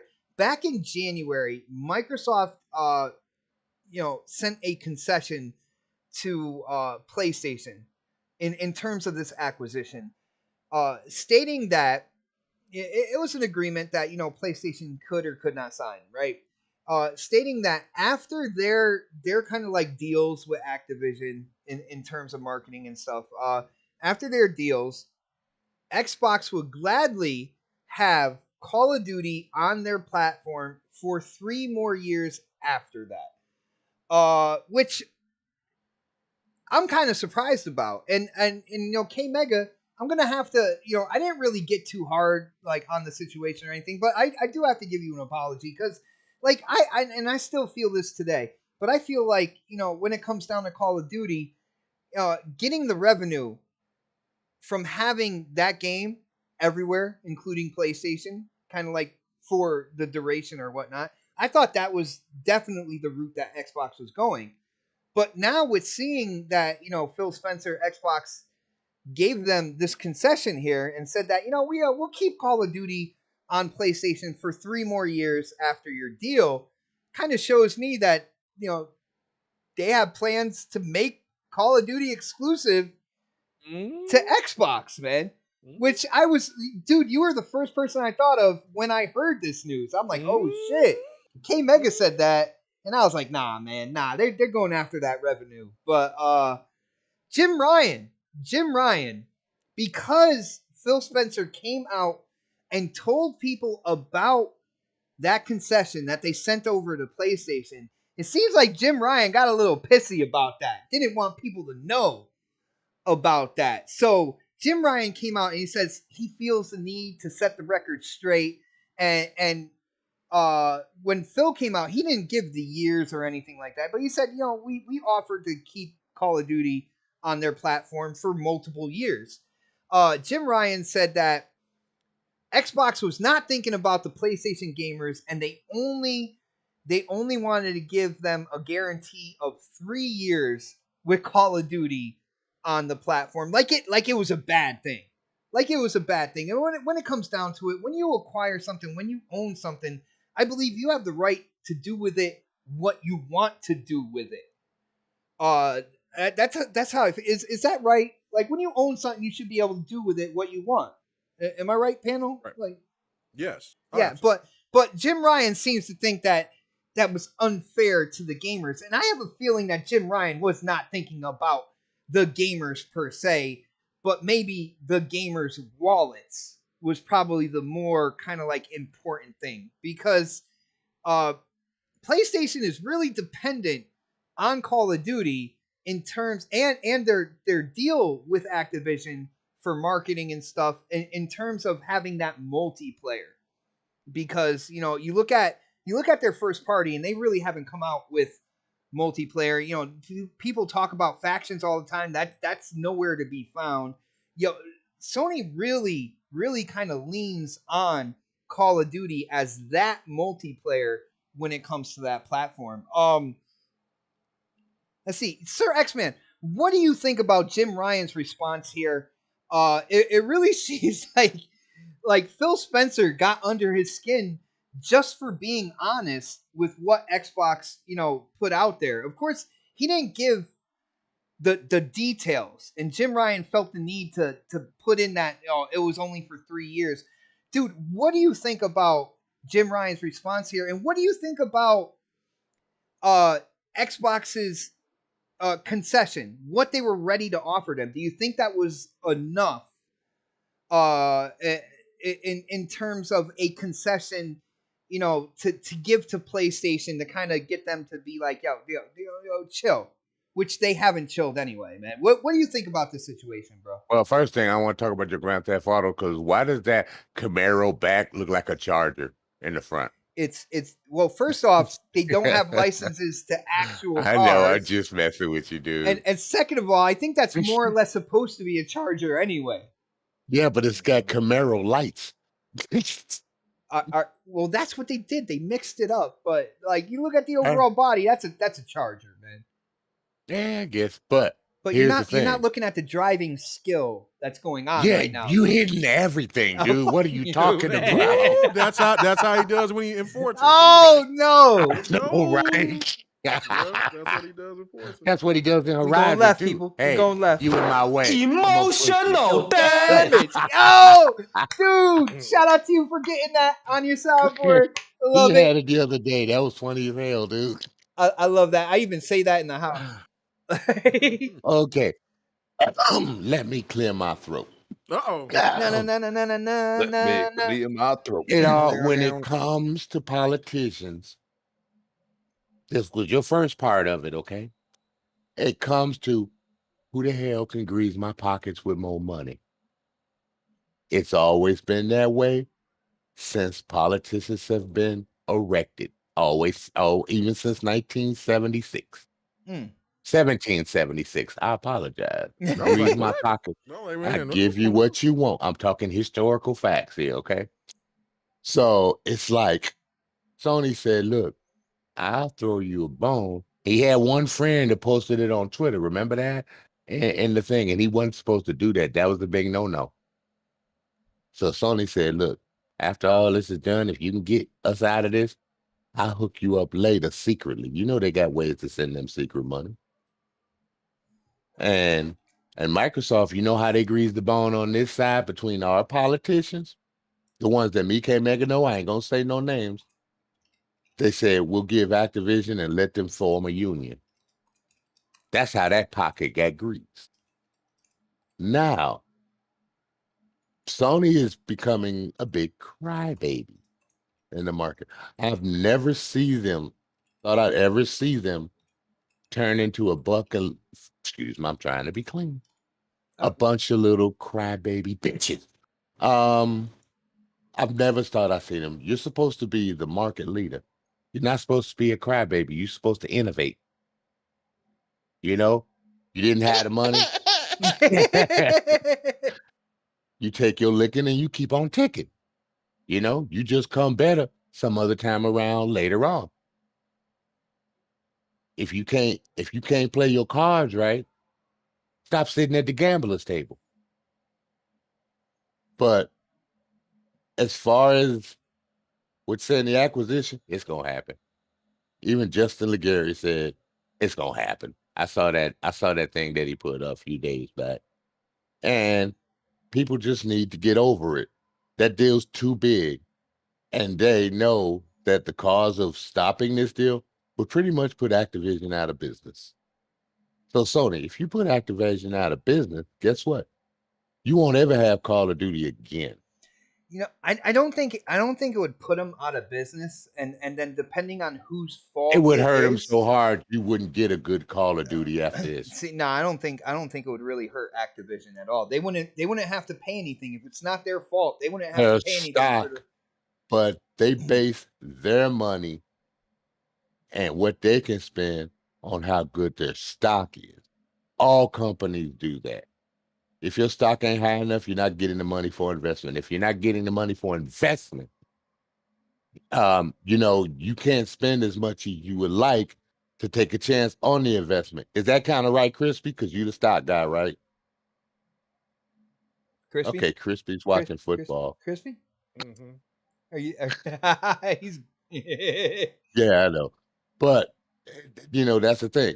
This skill got to come through because, Activision needs to survive. It's one of your oldest gaming companies since the Atari. You cannot let them falter. Microsoft said, okay, you're doing good, but we see you kind of faltering a little bit with all the, accusations and all the things that were going on. So we're going to get you and we're going to give you, better press, give you a leg up, help you develop games to the way you want. Did anybody see that new Call of Duty? Did y'all see that new Call of Duty? I haven't seen a Call of Duty like that in a while, everyone in the chat. And that I hasn't liked Call of Duty in a long time. That got me saying, I'm going to buy this game. And, they probably threw all their money to develop Call of Duty because, ahead of time, before you knew about this acquisition, Microsoft and Activision were talking a long time before the announcement. So they knew they could throw money at it and get it to the way they always wanted it to be. Now, on the other part you were talking about, remind me on the other part again, because I went off on that big time. The second part, please. Now he jumps in. Yeah, he called on you before. I let people get their bars in, bro. Come on. Yeah, tell me about the other part real quick. I'll make that quick so everybody can get their chimes in.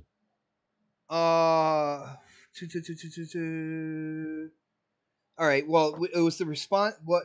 What you thought about the response with Jim Ryan? Oh yeah, I remember now. Yeah, Microsoft's not gonna. I mean, they just put that in the contract to give Sony insurance that they will still have Call of Duty for quite a while. Microsoft's not gonna give up your money that you're paying them. If you get 30%, guess what? Microsoft Activision gets 70%. Why would they give that up? You're paying for us having our games in Game Pass. They're not giving that up. It's like Minecraft. They're not giving that up. You're paying for Microsoft for Minecraft all the time. It ain't going nowhere. Well, see, and that's where I thought they were going with it. And I think that, when it's all said and done, they might concede to the point where that's where they do go. But I gotta say, and again, K Mega, he was calling this in the beginning as well. But I didn't think that they were planning on making Call of Duty exclusive down the road. I thought they were going to keep it, keep collecting revenue from PlayStation. They said they were planning on, but they Call are of Duty on they Nintendo, now, yeah. all that good stuff. And it come to find out they were only giving PlayStation 3 years, and then they were going to take that shit. And don't forget, Microsoft Activision, they're going to have their games on Steam too. They're going to be making money there also. You know what I'm saying? Microsoft ain't going to, Phil Spencer said we want people to play everywhere. And he meant that. You know why? Because the dollar said, I want that money. I want that money. If we got to get it from them and everybody else, we got to show profits, investments, money making, money growing. In the end, everyone, it's always about making more money in the business. For them just to go just exclusive in Game Pass with Call of Duty, they're going to be losing money. They'll still allow you to buy Call of Duty, but with Xbox Gold and Game Pass, you'll get it at a discount if you want it. You get all the DLC at a discount. Them other people out there, they got to pay full price. So no matter what you do, Xbox people will be saving money on the game all the way around, whether you want it free or whether you want to buy it pure with all the DLC. And Phil Spencer knows that. Yo, bro, Z Black Rider in the chat just dropped a bomb, in my opinion, and I never thought of this. He said, if Microsoft turns Call of Duty into a bi-yearly game, Sony only gets 2 games out of that in terms of the time period for like the deals or whatnot. Like, I didn't even think about that either. Oh yeah, I know about that. I thought that too. Oh shit! One quick point on that. I've been drinking. Give me a minute, everybody. I'm enjoying myself. I know I'm doing Don't a make me call you I'm Brap. sorry. You better not go crazy. Don't make me call you Brap, yo. But like I said, Microsoft got this for money. And don't forget, it's just Call of Duty and Overwatch. And what was that other game that they promised to him? Diablo, they promised to him. That's not including the other games that Activision has. Mm-hmm. Like the new Test Drive Unlimited, a brand new Guitar Hero. Hold on, that's Activision? Test Drive is Activision? No. Yes. Test Drive is Activision. No, it's not. No, it's not anymore. Test Drive is... Somebody snatched it from under them in this time? Yeah, the publisher that's doing this new Test Drive is Aeon, something like that. Oh, shit. The fuck? Son of a... I love Test Drive. You just made Sir X-Man angry right there, man. Yeah, but it's not Activision. That's just... But, everyone knows all the other games Activision has. So... They can make it. If there's another Pitfall that comes out, brand new, guess who that comes to? Xbox. Probably be in Game Pass, but it's going to be your console exclusive. So there's a lot of properties along with Activision. Sony will get the ones that they promise, but you, as an Xbox game player, will get the rest. Guaranteed. So everybody calm down. Let Sony do his crying and bitching on the back end for some other foreign country. Mommy, daddy, please, I'll give you $250,000 or something like that, slip it in your pocket, guy. Let it take its course. So by the end of it, When it's passed, everybody gonna look, why was Sony acting like a big baby? That's it. I'm done. All right, now check this out. It's Necron. I knew it was Necron? someone in there. Yeah, Necron. God yeah. damn it. I- They took my big- test big- drive. They better make a big- multi-plat. Oh yeah, it's multiplat. This Yeah, is- no, it's coming on everything.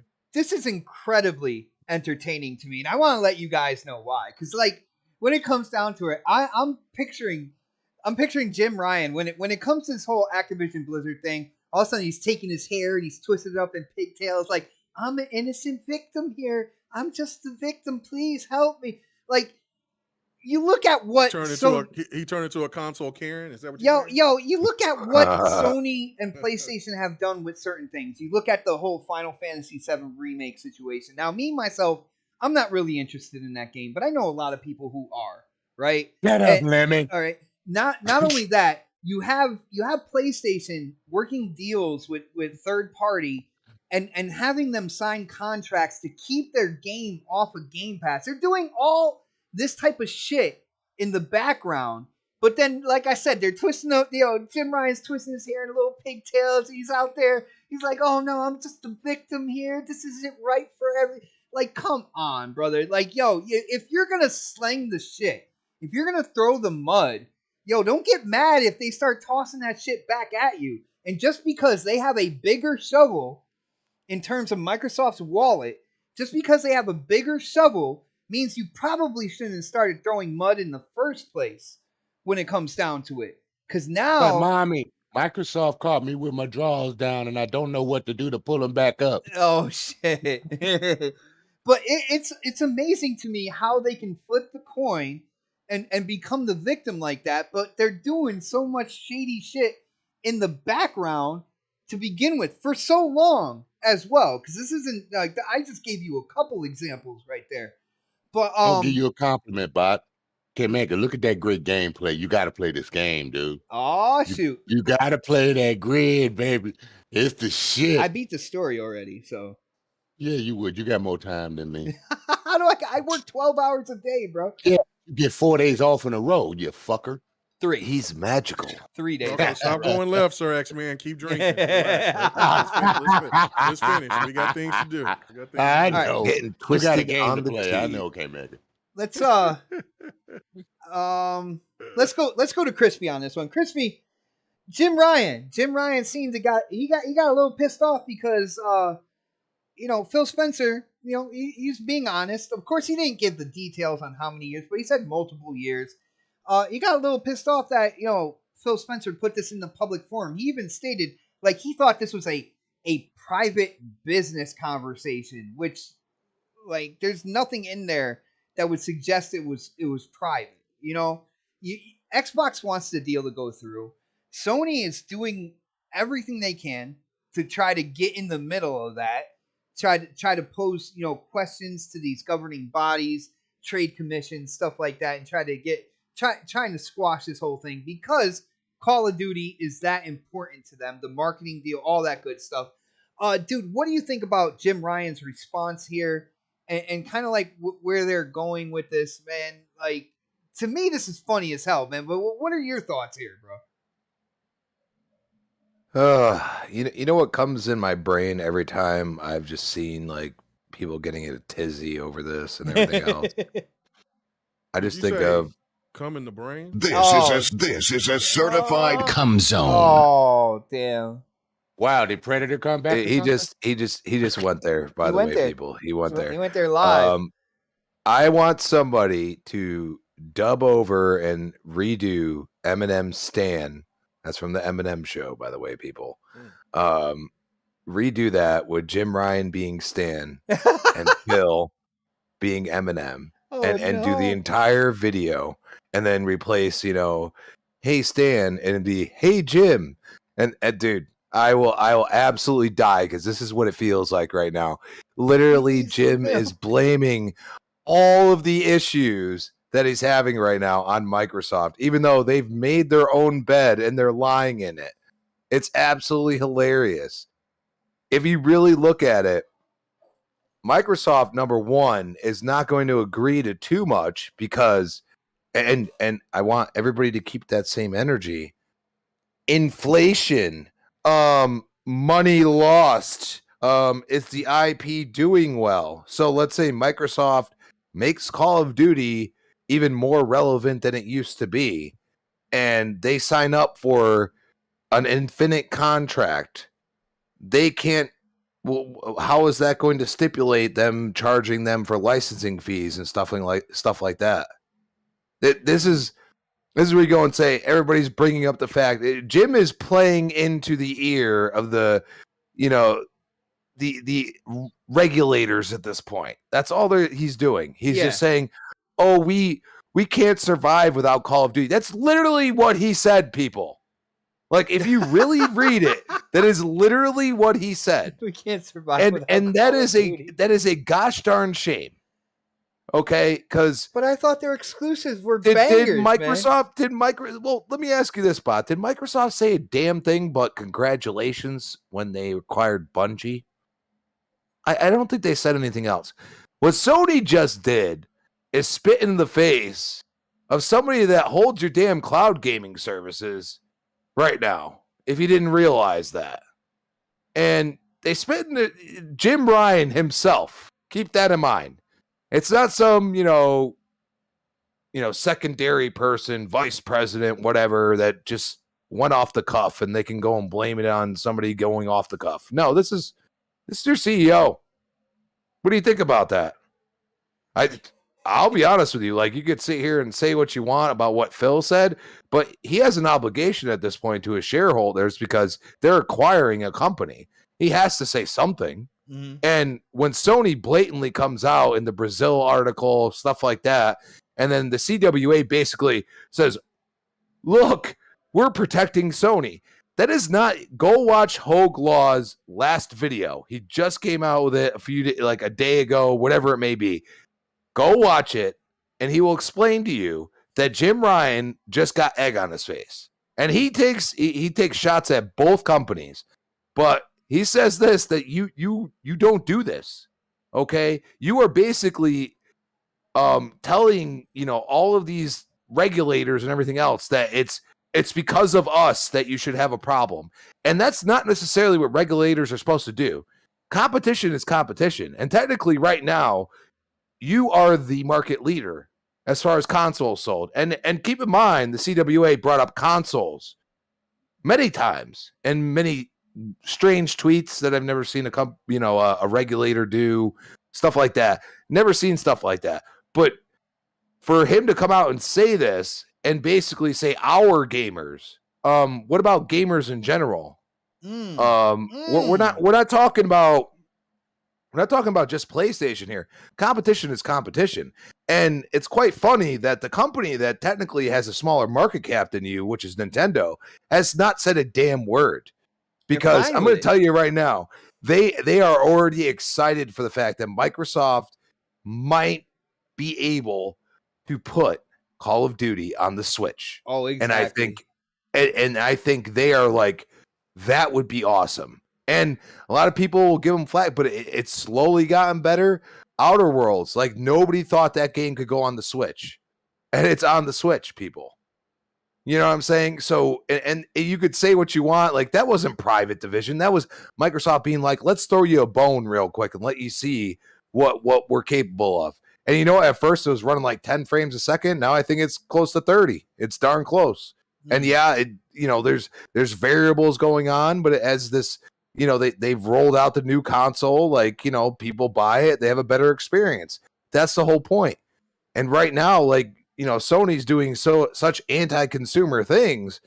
I just don't understand why people aren't calling them out, because you want to talk about competition. Only a market leader would say, I'm going to raise the price of my console $50. I mean, seriously, the Series X is far more powerful and far better designed than the PlayStation 5, yet they haven't raised the price. And you could go and say, but Sony needs to make money. Well, didn't you tell me that Call of Duty needs to make Microsoft money? And that's the reason why they release it. Do you know why they release it on there? Because they don't want to hear no shit. But at the same time, they're not going to sign up for somebody to just take advantage of them for an infinite amount of years. or somebody's going to get mad, just like Jim just did. And he said a bunch of things, as Hoke said, that just they actually make the company look bad. And it was illogical.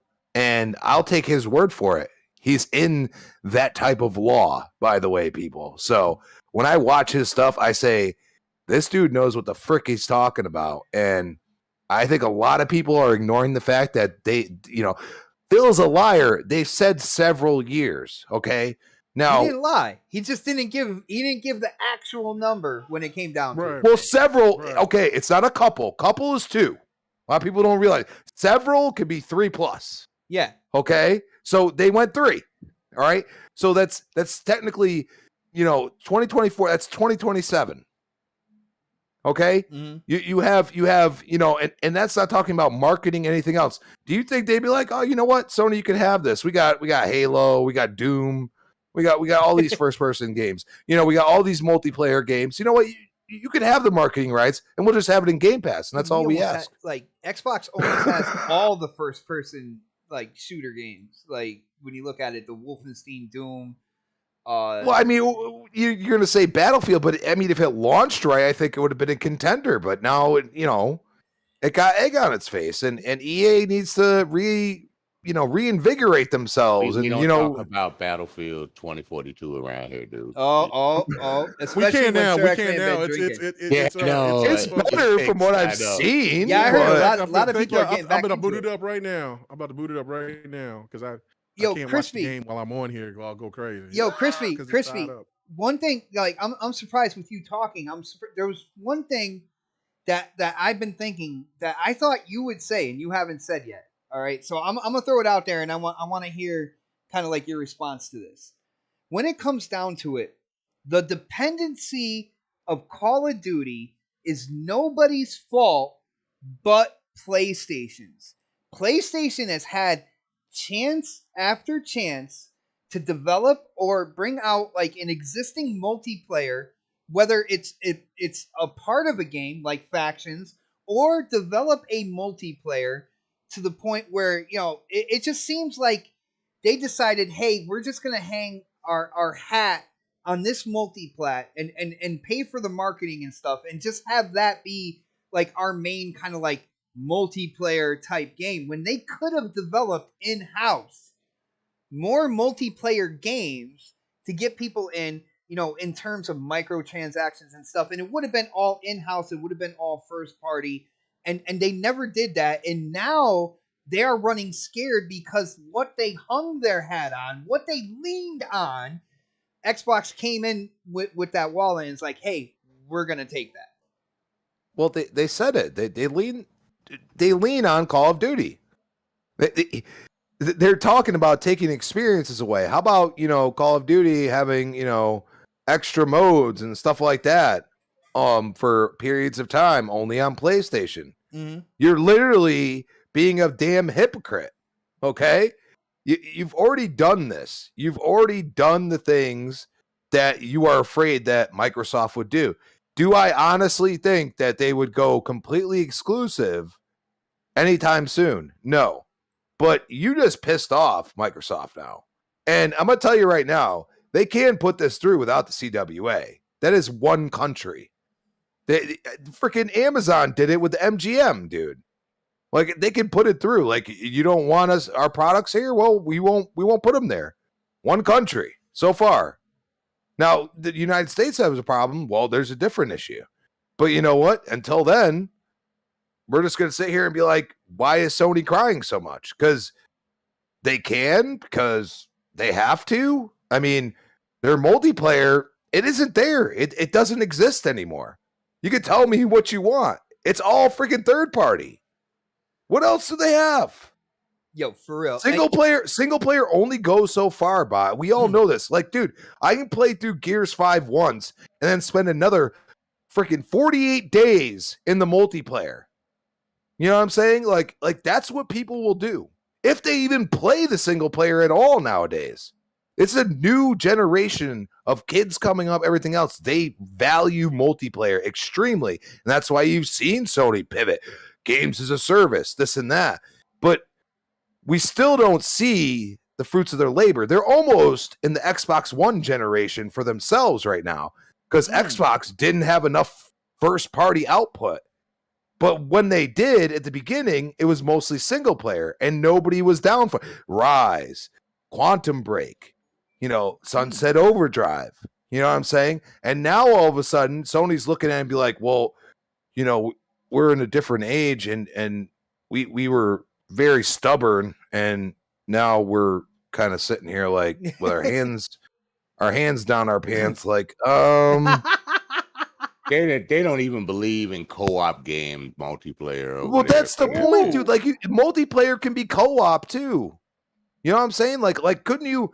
I mean, come on. The Last of Us comes out, and it originally had multiplayer, and now it doesn't. I mean, that is pathetic. That is you have charged $70 for a remaster. I don't care what anybody says. It's a fucking remaster. Okay, and on top of that, it's not a real remaster because you don't have the game modes that you had in the original game that you had in the last remaster. So you're gonna charge $10 more than you ever had. I think what was it, like $40 or what? I think the PlayStation 4 version? It was like $40. I don't think it was 60. I don't believe it was, but. That's the whole point. Like we have games that have come out that are remasters that sometimes seem like remakes on the Xbox side, and they charge us $40 because that's the logical thing to do. Some of us have already played the game. Like, you want to attract people, you do that. I mean, I'm curious when it's all said. I don't see anybody saying, "Oh, Last of Us is killing sales." I don't think it is. I think people are like, "Screw that." I got NBA 2K coming out. I got Madden now. I got all these other things because they rely on third party and people want to play multiplayer games. Yes, there is a place for single player, but it is not selling. It is not creating the revenue that is needed in these times at this point. Crispy, absolutely love your thoughts on that. Real quick, shout out to Z Black Rider hitting up that super chat one more time. And brother, I like where you're going with this as well. He says, for all we know, Microsoft sees making more money with other Sony deals than making Call of Duty exclusive. In other words, the first deal says, yeah, you know what, for 3 years afterwards, it'll be on that platform. And then afterwards, we're going back to the table and we'll try to make a deal out then. I like where you're going with that because most people think, how about Spider-Man? You know what I'm saying? Like, hey, bring Spider-Man to Xbox. But then we'll talk. The funny thing about that is, like, because Sony, we hear, when it comes to these dealings in the background, when it comes to multi-plat games, they would have to talk to Disney about that, though. They try to put in that stipulation that the game can't go into Game Pass and stuff. They can't do that if they have to deal with Xbox for their main multiplayer game on their platform, and Xbox is like, yeah. Nah, no problem. 3 years after that deal, it's multi-plat. But yeah, like, everybody thinks that after those 3 years, like, Xbox would automatically make the game exclusive. And I like where you're going, Z Black Rider. You're saying, nah, not really that. It's like, then we have to go back to the negotiation table and come up with a new deal. I like where you're thinking there. And VT Feeds gaming streams. Bro, you are dropping some knowledge in the chat. Shout out to you. He said, these aren't super chats or anything, but I watched the chat. He says, Sony has many studios that they could make a competitor. They have their own streaming service that they neglect to do day one. They could compete. Sony just basically chooses not to. That is right there. That is on point. Nothing but facts right there. He also says, Killzone, SOCOM, but nah. They just make over-the-shoulder, third-person action games over and over. Now they're afraid, and people wonder why. Shout out to you, bro. Spitting them facts in the chat, man. Dude, I can't say no more. It's like he's on the panel with us right now. I swear. Oh, I got one for you real quick.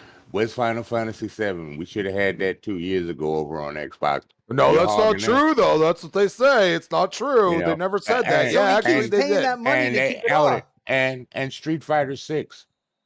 Why did you? I mean, Street 5. Fighter 5. 5. Why did you keep that exclusive to your console? You kept that exclusive on your Because console and didn't want to give it to nobody yo, else. Sir X-Man, because they weren't thinking about the Xbox gamer. They weren't caring about the No, Xbox gamer when it came to no. Street Fighter 5, bro. But And now it's a problem.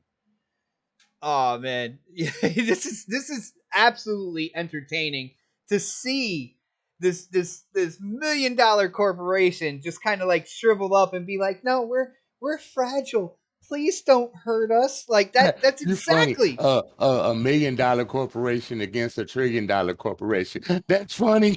I'm Dude, sorry. hey man. All right, let's get K Mega into this. Yo, Mega, this is pretty much one of our main topics here, man. Jim Ryan decided he was gonna set the record straight since Phil Spencer brought this conversation, and I'm putting my quote fingers up, this conversation into the public forum, dude. What do you think about Jim Ryan's response here? Dude, it's absolutely entertaining to me, man. What are your thoughts on this, bro? Well, first of all, Jim Ryan right now is. He needs some milk. But Shout out to this RT Viper for that. Yeah, I saw that. I was holding on to it, but I'm gonna drop a little knowledge of something I was saying in my video earlier today. And what I feel that a lot of people just don't understand is how Sony has been playing this game for so many years, and what VTF Feeds was saying is absolutely right. Sony has played this game for so many decades. It's that they felt like they don't have to do anything. And then once it seemed like they haven't even been paying attention to where the gaming industry was headed, especially towards the end of the generation when we started seeing, man, all these acquisitions, studios closing down, former heads of other prominent studios, they're leaving, starting their own new studios. Some things are changing. Mhm. I'm not into this industry like that, and I could see that. So how the hell Sony couldn't see that? But let's just do some history right here, because this is kind of funny to me, right? Like, so he's complaining about Microsoft doing this and having the potential of keeping games off, Not caring about PlayStation gamers. right. Let me make a case in point. I remember when I first was thinking about getting a Sega Saturn or a PlayStation at the time. The price point was one of the things that really got me intrigued about the PlayStation. But one of the things that caught me was that there was a poster, and at this gaming store, it was just a mom and pop store. This guy just sit there and he was, he always put everything that he would sell, or he would, pretty much advertise, he would put a poster of it on there. And if I'm into fighters, and I remember PlayStation had this on their poster, and I was like, man, what is this game? He said, oh, that's Battle Arena Toshinden. I said, I don't know. And then at the bottom of it, it said the Virtua Fighter Killer. I know that y'all know Sony been saying that shit for years, right? Uh-huh. That takes that back, right? So come to find out, I sit there and I got my PlayStation after, I told that little story or whatever a million times. Got the PlayStation. Of course, there was Tekken. And then, of course, I went ahead and I bought Battle Arena Toshinden and had a blast. Come to find out years later that game, for some of my friends who bought a Saturn, they were loving the game. And then we never knew that the game we always thought that always just only was on PlayStation. Well, come back and find out that there was a Toshinden remix that came on the Sega Saturn. That was a year-timed exclusive. I had that game. They were pulling that shit then. Now let's even go further. The Sega Saturn launched Tomb Raider as one of their, for one of their launch titles for the Sega Saturn. Tomb Raider 2 Sony sit there and swooped up Tomb Raider 2 to where it was exclusive only on PlayStation. Correction, K-Mega. Tomb Raider actually came. I got the copies and the date. Tomb Raider 2 actually came on Tomb Raider 2, not Tomb Raider. The original Tomb Raider came on the Saturn first, then it went to the PlayStation. I just said that. He just said that. He said Tomb Raider 2. No, he No. talked about Tomb Raider 1, and then he said this is what happened with Tomb Raider 2. Sony scooped that up, basically took it away from like Saturn players and made it PlayStation exclusive. That's what he said. Yeah, I was pissed. Okay. Yeah, All I was pissed. Okay. Yeah, what is so up? anyway, Fun speculation. Good to see you, bro. Go ahead. Go ahead. so anyway, so basically, we can go all those years back and see what Sony has been doing for all these years. They've kept on, instead of them saying, oh, we don't have to acquire these studios. We don't have to do this. Think about this for a second. Like, Sony had NFL Game Day, which was their studio at the time, Madden, and then they had, college football, NCAA basketball, all the sports games on their platform. Saturn didn't get all those games. They only had Madden and they got a couple of college games. But for the most part, Sony was a conglomerate that they kept pushing. And at that time, Sony was the biggest conglomerate company that got into the gaming space, bigger than Nintendo at that time. Mm-hmm. So think about this overall. Like, you come and you fast forward to this point. Well, hold on. Fast forward. Yo, one more thing. Do you remember? Yeah. Grand Theft Auto with the before the original Xbox, like when the original Xbox first came out, Sony snagged up Grand Theft Auto, and it took a long time. I never played the first Grand Theft Auto, so it wasn't Grand Theft Auto 1. It was Vice City was the first one to come to Xbox because I scooped that up day one. Right, yeah. So it was GTA 3, I believe. I played GTA 3 on PlayStation. Yeah, they made sure that didn't go on Xbox. And Vice City first released on PlayStation, and like they made it really difficult for Xbox to get Vice City. Eventually they did, and it ran a hell of a lot better on the original Xbox. But like, yeah, they didn't care about Xbox gamers then when it came to GTA. They tried to keep it off of Xbox at that point in time as well. So yeah, and so regardless of that, you fast forward to this point, they see what this potentially could be. At this point, when I was bringing up those particular games about the sports games, well, let's just go into the shooter realm, which is the most popular games in the world right now. So Xbox has the potential to have exclusive Call of Duty. They can have Battlefield on their console. They have Overwatch on their console. They'll have Fortnite on their console. They'll have Doom.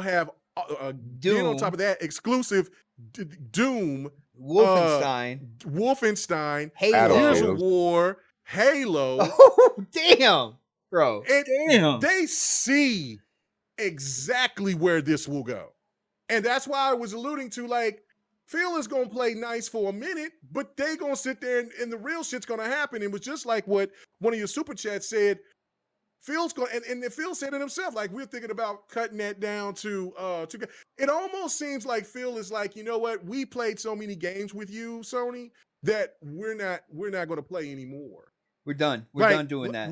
We're done. And I've asked this question, and I'll ask it again tomorrow night. Was like, is Jim Ryan and the actions that he's doing, because he's being told to do this pretty much, I believe, from his bosses.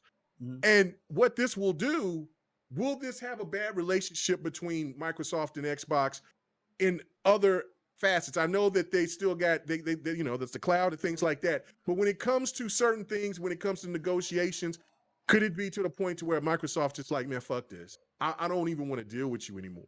And you know what I'm saying? So, because what made me look at this cross-eyed with the whole situation was that people was hoping that when Avengers came out, that the Spider-Man DLC would drop on Xbox. Sony locked that shit up. Nobody said nothing.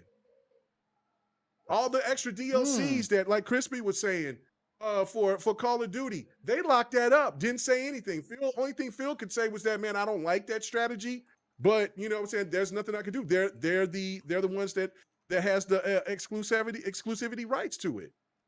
So to me, it's where like everybody is trying to be a certain way about they're trying to make Sony look like the David, and they've never been the David. They've always been the Goliath. But now, since people have been asking for Xbox to compete, and now they're Where's actually next competing. gen? What does he think? What's he think? Is it? Yeah, Are they actually competing. Now people want to cry and say Sony's just the little guy. Fuck that. They should have never They should have never been on the block pressing, trying to act like they were the toughest dude on the block. Because they have been. They have been. And they've been finding ways to maneuver without spending extra money to acquire studios. They've been nickel and diming to keep games off of platforms for years. I said this, and I don't care what Brap or anybody says. There's a graveyard of consoles that you can name that didn't have all the games that was on PlayStation. The Sega Saturn, the Dreamcast, the TurboGrafx 16, the Jaguar, the 3DO. You know what I'm remember saying? this? There were games that Sony couldn't run either that the Saturn could run, like the Capcom Marvel vs. series. They couldn't run it. Sony had those Like on.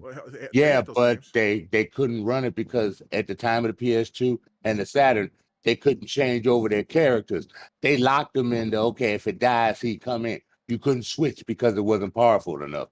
Oh, yeah, you're right. Yeah, that was you're right. Right. And when they put Marvel versus Capcom, even when the Dreamcast came out and gave you Marvel versus Capcom 2, when it came to the PS2 at the time, people were mad because they had the wrong version of Marvel versus Capcom 2 and they could not switch their characters.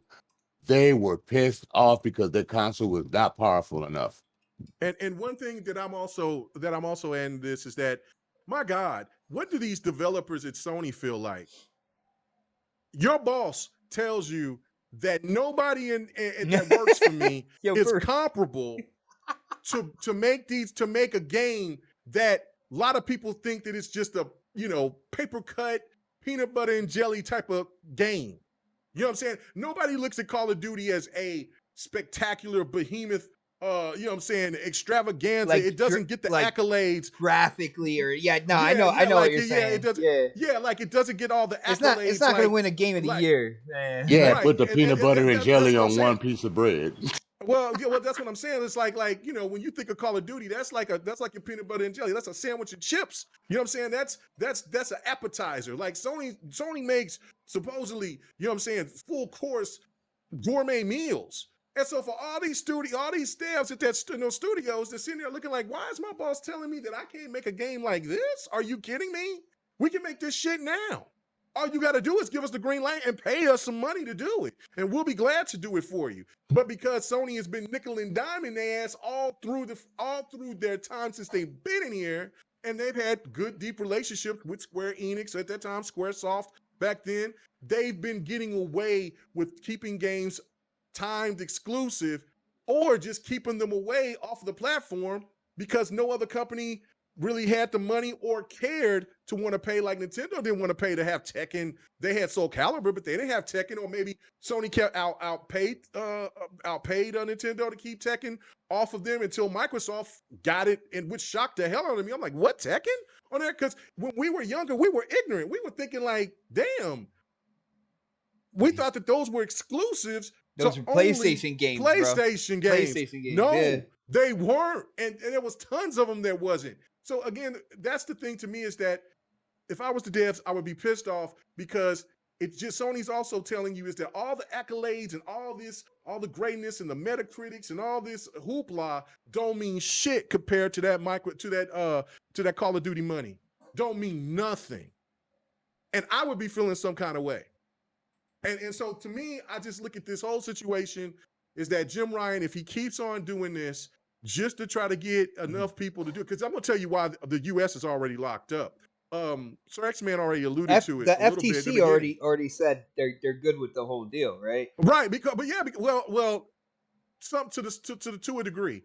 There's two factors behind it. One, Microsoft is deep into the government because of the fact that they got military, in everybody's government, that card. not just the That U.S. card, bro. Well, no, I'm talking about the U.S. Man, come on, with the U.S. because they do all the security and stuff for the military.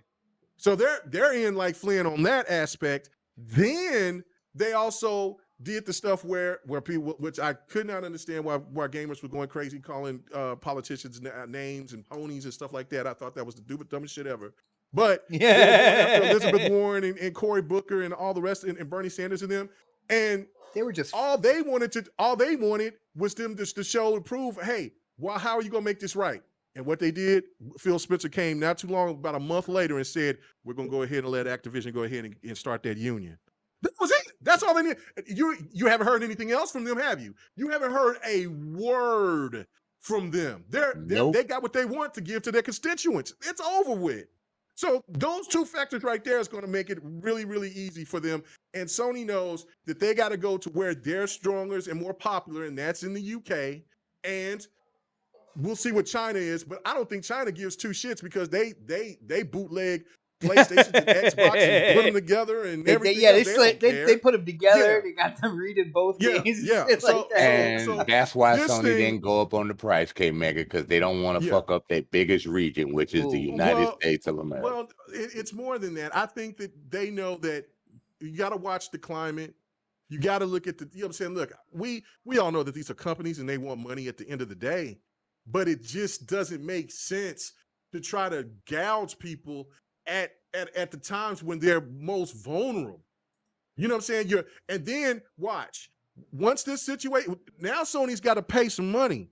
And now that's going to hurt them, their bottom line. And that might hurt them on making some of those big titles if they sit there and keep forking out money, especially after this deal is over, because they're going to have to make a game that's comparable to Call of Duty, because Xbox will do something to cut them to where they won't get the same type of revenue like they were before, until that deal, like Black Ryder said, was that, hey, we want this type of percentage, and we want these type of games to come over here to Xbox. What you say?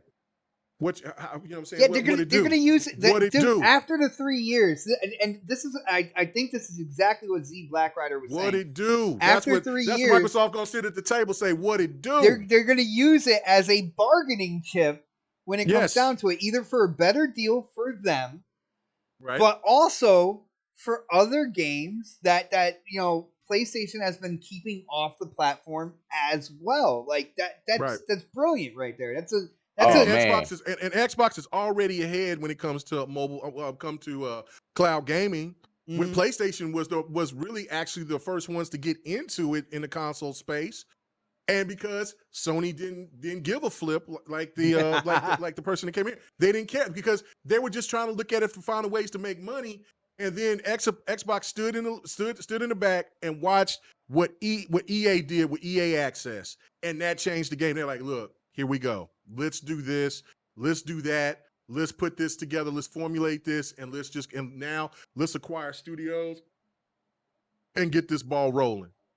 By the time we're at the end of this generation, nothing's going to look the same. Nothing. You can see that. You can see that right now. And yo, K-Mega, talking about money, man, I got to go back to what you said earlier, and I said T-shirt, man. What do you think about, we come together and do a T-shirt? On the front, it says touch some grass, and on the back, it says grab some ass, man. Yo, chat. Oh yeah, that's fine. Would you get a T-shirt like that, man? We can buy it. We can put it in Xbox green. We can put the font in Xbox green, right? Mm-hmm. In the front, touch some grass. And on the back, grab some ass. Dude, I think we can do something there, bro. We can do that. And K-Mega, on your comment, you made me think about something. So by the time this new contract with Sony is done and they get their Call of Duty, Microsoft might negotiate them. So you want Call of Duty? We want part of your Wolverine that's coming out. Oh damn! I don't think that Xbox will go that far. I know that they know that they're limit because or if Xbox would say something like that, then they're doing that to let Sony know we're not giving you shit. You see what I'm saying? Like if they come in there and say request something that they're gonna absolutely say no to. Because if they come in there to say like we want Spider-Man, we want God of War, and we want Horizon on Xbox, Sony's gonna say, man, get your punk ass out of here. And Xbox is going to say gladly. You know what I'm saying? By the time that game come out, K-Mega, it's going to be 4 to 5 years. It doesn't. After it's in Man, that doesn't matter. The game is still that game is still going to do well. So what Xbox would negotiate is probably in terms of, look, we want the games to remain to be $60, maybe. I don't know, or the percentage of, like, hey, whatever you gave Activision, we want that, maybe maybe another meal on top of that or something. Shit. I don't know. You know what I'm saying? Xbox will hold all the cards. Sony, listen, Sony don't like that though. Sony don't like that. Sony, I've they'll do never it to seen everybody else. Sony act like, that's what I'm saying. Like, they've been playing this game on every other company like this. Look, if it wasn't for Nintendo's IPs, Nintendo would be a third party. You know what I'm saying? Sega, you know what I'm saying? And they almost pushed Xbox into being a third party or having their IPs, because I guarantee you Gears would have went back to Epic, and look at the relationship between PlayStation and Epic. That Gears would have came on to PlayStation, and they would have to invest into getting studios that makes shooters or multiplayer games, because they can acquire them like they did with how they pushed Sega out the door. You know what I'm saying? So listen, I'm not trying to say that Sega didn't make mistakes themselves. Yeah, it was a perfect storm for Dreamcast. Yeah, it was the perfect storm. But Sony was the perfect storm for Xboxes well. too. Yeah. And Xbox almost did it, and Sony almost took full advantage of it last gen.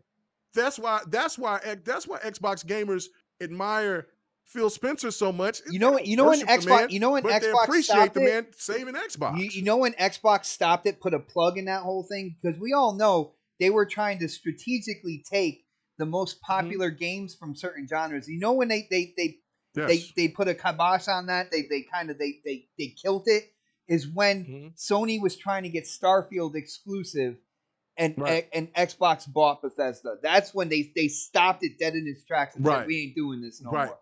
Because right there, and then I said this last week, and I said this on GRG as well. I said, just think about the lineup, the lineup for PlayStation for the first 2 years going into this generation.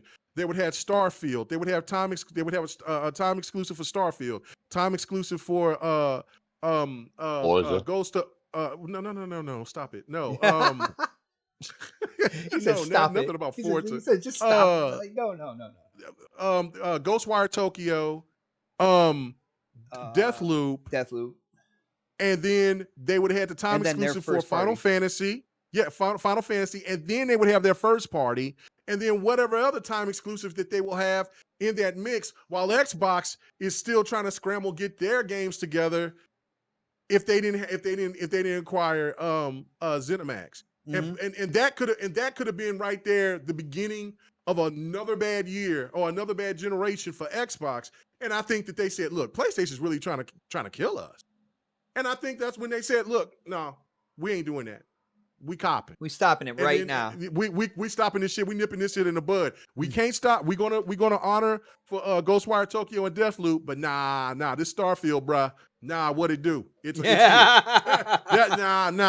It's off. And that's exactly what's going to happen with Call of Duty eventually.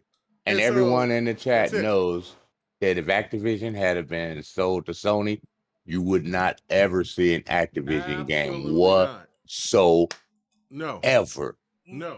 I can't disagree with that. But guys, we do have one more topic, and okay. I want to throw it out there real quick, I don't create the news. All right. The news comes out throughout the week and we talk about it. All right. And it's just lately what Sony has been doing.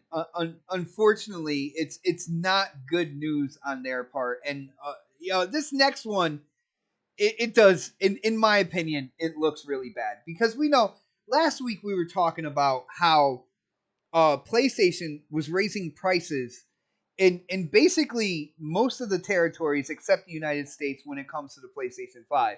It equals out to about $50 more for the PlayStation 5 in these other areas. Again, excluding the United States, which I feel like they're flooding the United States with the bundle PS5 and Horizon Forbidden West. So, people are paying $50 extra, but they are getting the game with that. But in other countries, they have raised the price. Now, they have revised the PS5, and coming out is the revised PS5. And with the revision, what they did was they shrunk the motherboard. They put in a smaller heatsink, and basically they have made the PS5 cheaper to manufacture. Now, when you look at this, you know they have been in there, getting the work done to make sure that it was cheaper to manufacture. It's not like they did this in one day, all right. But last week they raised the prices of the PS5 in all these regions. Now you put on top of that the fact that they were already profitable selling the PS5 in all these regions. They already hit the point where they were making money off every console sold. I'm gonna go to Crispy on this one. Crispy, dude, they're putting out it's not a slim version, but internally they have found ways to lessen the price, to make it cheaper to manufacture the PS5. Same performance, all that good stuff, but cheaper. And the system is it weighs a pound less as well. But making it cheaper to manufacture, Crispy, I gotta ask you, why the hell did they raise the price on an already profitable console if they already knew that they were gonna be manufacturing it at a cheaper cost in the near future as well? Dude, this is insane to me. This is like they're trying to squeeze every last cent that they could and not think about what's going on in the world and the people who are struggling for money. Dude, what do you think about this situation and what's going on in terms of the price of the PS5 and what they're doing with the whole manufacturing? It's going to be cheaper anyway. Wait, hold up. Something ain't right. Something ain't right. Yeah, no. I don't understand what they're doing at this point. They have literally already done an unprecedented thing by raising the price of a 2-year-old console. Say what you want about the economy. It's not really worse than 2008, bro. I'm just saying. I didn't see any 2-year-old, 3-year-old consoles, raise their prices. I mean, we know PS3 launched at $600, but they anticipated it. They charged you what they charged you. Just like the Xbox One, I didn't buy it originally because I didn't want to pay for the damn Connect. I had that shit day one, man, and I love my Connect. But that's just me. No, I waited. They bundled 2 games, and I got it without the Connect for $400. So I'll take that. But that was a few years after that. So think about that. I got more. Can I interrupt you just for a second? Just for a hot second. Uh-oh. The Last of Us Part 1 is nearly #1 in UK physical retail chart this week. It's a remaster and not particularly big launch. It sold around half of what last week's Saints Row managed. Oh! Whoa! No! Whoa! Are you trying to say that's a PS? So they're saying only 10,000K. 10,000K, it's some location. I'm seeing people posted right now. I don't know if the 10,000 is only in Japan or if that's the UK sales, but it did not outsell Saints Row. It got #1 this week in UK, but it did not it only sold half. I just read it. So. Saints Row sold when it came out. Before the game launched, weren't they preaching this game went platinum as far as pre-orders? They're talking about when they say they go gold, that means the game is ready to. Hold on, Sir X Man. What I'm going to take from this? I'm going to shout out to the PlayStation gamers out there in the UK and everything. Games. Because you know what they're doing? They're doing exactly what they should do. For the people who have played this game before, you're getting the same story, and as you can see, you're getting the same gameplay. So why not wait for it to go on sale? To get the graphical enhancements, the graphical upgrades that they did to this. It's not necessarily a day one buy, and they're showing that by the fact that Saints Row basically sold more when it released. What was it last week? In comparison, so shout out to the PlayStation gamers out there for realizing it. Now, I'm not talking about the It only extremists. sold 10,000 in Japan. I have to do this. Another Sony backfire. Oh, damn. I don't know. We ain't seeing much sales from their other first party. It's kind of strange. Facts, I'm Crispy. saying. You'll see it with God of War. No, we'll God see. of War We'll is see gonna 10 go million. crazy. We'll see 10 million on Horizon Forbidden West because it's a pack-in game, and they're Yeah, it's in a bundle. they're going to Yeah. do the same thing with this Yeah. game too. It's a package deal with the revised. No, God of like, War they- will sell 10 million. That's a given. Just because of the strength of the IP, and it's like if Halo comes out, if Gears comes out, and you have no other choice but to purchase the game. I think easily 10 million. A lot of people are like, "Oh, they didn't do well." I can still find a match in both. I'm just letting you know. Oh wait, that's multiplayer. Oh, I know you guys don't speak that language. I'm sorry. Oh, damn. But That shot's in all fired, yo. Where's K-Mega seriousness, with the gun? It's like that was shot fired right there, no doubt. Yo. in all seriousness, though, I mean, if they want to pay more for now a console that, I mean, how much is Sony making? I mean, I don't know. They already returned a profit, and then inflation. Even though a lot of the computer components are actually cheaper now, just to let you know.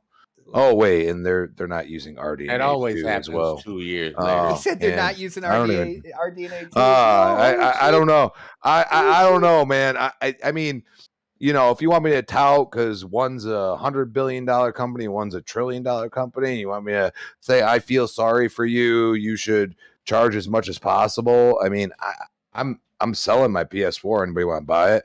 I'll sell it to you. Come beg me, just like Call of Duty, and I'll sell it to you for real cheap. I'll talk to you behind the scenes on that and see how much, because I do want to play God of War 3 remastered again. And if you're striking the right deal, I might take that off your hands. And we're close. You play old close. games? What? On the PlayStation? God of War 3 What? Remastered was my favorite game on the PS4, and if I could get a PS4 for a good deal, I will gladly play that game again. Yeah, because you that had game two was PS4s amazing. and you traded them both in before. I had one. Oh, okay. What was it? Oh snap! All had right. the other Well, one. Bob, you won't have to beg me, because if you really, we just got to figure out where it is, because the kid don't even know. Damn. It's we'll at talk. one of the grandmother's houses. We'll talk. We'll say man. that. We don't need. But we don't but need to it's put it out there Yeah. somewhere. Okay. All right. Yeah, But- he's only an hour away. You ain't got to pay for postage. And I'm not gonna. Dude, I and can I just drive want up to and bring get this it, up man. real quick. The people that will bring up the Quest, don't bring that up. That's not a console. That's a headset, bro. There's a difference. I'm just telling you. So when they raise the price, I don't approve of that either. Dude, But when they raised the price for that, there was a huge backlash too, though. Like they kept No, going with and it, I but- understand that, but people, when I say that I've never seen a console get its price raised after 2 years of being out, the same exact console, and now a week later, you're going to tell me that you have revised it, and Austin Evans broke it down and said technically these components are cheaper, Oh by shit! the way. So explain to me where you actually give a shit about your consumers, or you just expect them, which I'm sorry, you guys are off the rails with the Sony Defense Force is absolutely insane. I'm telling you right now, if Xbox did this shit, I would be all over their fucking ass. And you could mark my fucking words, dude. All right? Like, you guys are like wild. Like it boggles my mind that you like pander for paying more. Dude, It Chrissy, just what makes was it? absolutely It no was- sense. It was Porter Rock that tried to blame Xbox for PlayStation raising prices and doing what they're doing. Aha. Like- Well, you know what? I'll give him this. I'll agree with him because there ain't no damn multiplayer on PlayStation. So it's Xbox's fault because they stuck with multiplayer, by the way. When everybody else was switching, that's the one thing they stuck to, didn't they? They kept going with the multiplayer. Majority of their exclusives are multiplayer. They have multiplayer and then they build a single player. We don't see that anymore from Sony. I played when SOCOM was good. What the fuck happened to MAG? You want to beat somebody out? You can go probably take over Battlefield if you came out with a good MAG. Okay? All right. If you haven't played that game was way ahead of its time and the technology was not even close to where it needed to be. But when it ran, man, that game was like playing, the newest Battlefield with just a different element to it. And there were 30 on 30 or some shit. Like it was crazy. There's 60 people on the map. That's how you showed on. This was in PlayStation 2 era. Yeah, well, no, they had the down it. It was 100 at launch, and then they had to go down to 60. But it's still. I remember that. It ran like shit. It ran absolutely. We were still using 56K. Some people, you know what I'm saying? So now we're getting the fiber optic. Like, dude, people are playing multiplayer with each other. They're bullshitting. Xbox just has all of that. They've been continuing.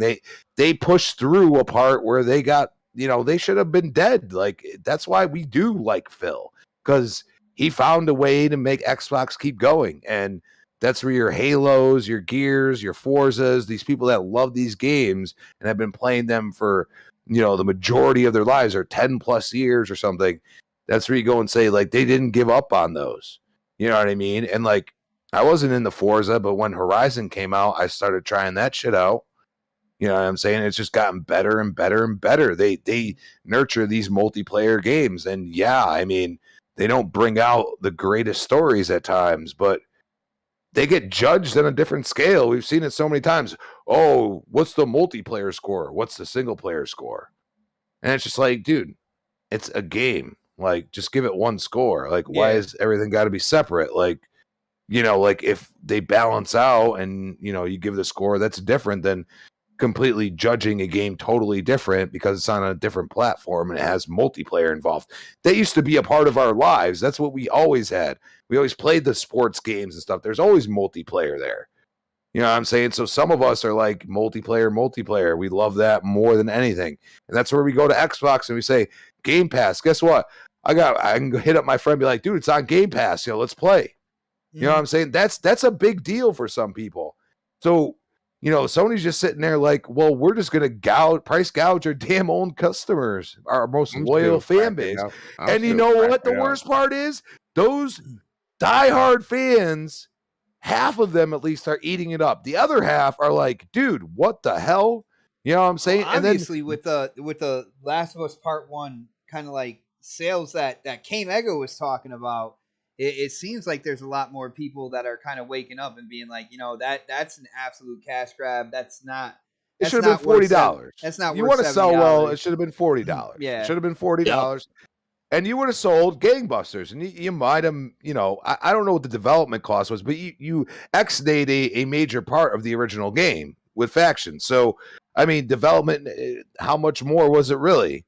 And if you charge $40, I don't think people would be complaining right now. I really don't. And it would have been a good PR move. And I just feel like Sony's just piling it on themselves and they're doing it. So the only thing that's keeping them going is these guys are just like off the rails with the defense. Like, but remember this also, guys. Sony said we've sold 19 million PS5s. How many of them are scalpers? So well, you only put this game. I mean, they don't care. You're not. There's a lot of Xbox. Only put this game on PS5. You didn't put it on PS4. So, how many copies of the game do you think you're gonna sell? You know what I'm saying? But 10,000 is abysmal. No, it's not. Well, 10, it's probably 100,000. Japan. No, I'm talking about as far as games sold. Well, Japan's not happy with Sony right now. Japan getting pissed off at 10,000 in Japan. Yeah, like no, whatever that no, it's probably a million. No. No. I I'm think saying it's gotta not for do with just the price Japan. jack up. Talking across the No. board, it's probably $1 million. This got to do with the price jack up of the console. I don't think so. No, this okay. This is the thing though. I don't think it's hit $1 million. Whatever all you got to do is look and see what Saints Row did in the UK for that first for that first week, and then whatever that was, it's half of that. So in the UK, That's crazy. That's crazy. And people thought that like, that shit was gonna fly off shelves real quick. So again, shout out to the PlayStation gamers out there in the UK for not falling for absolutely everything. And the Okadoke.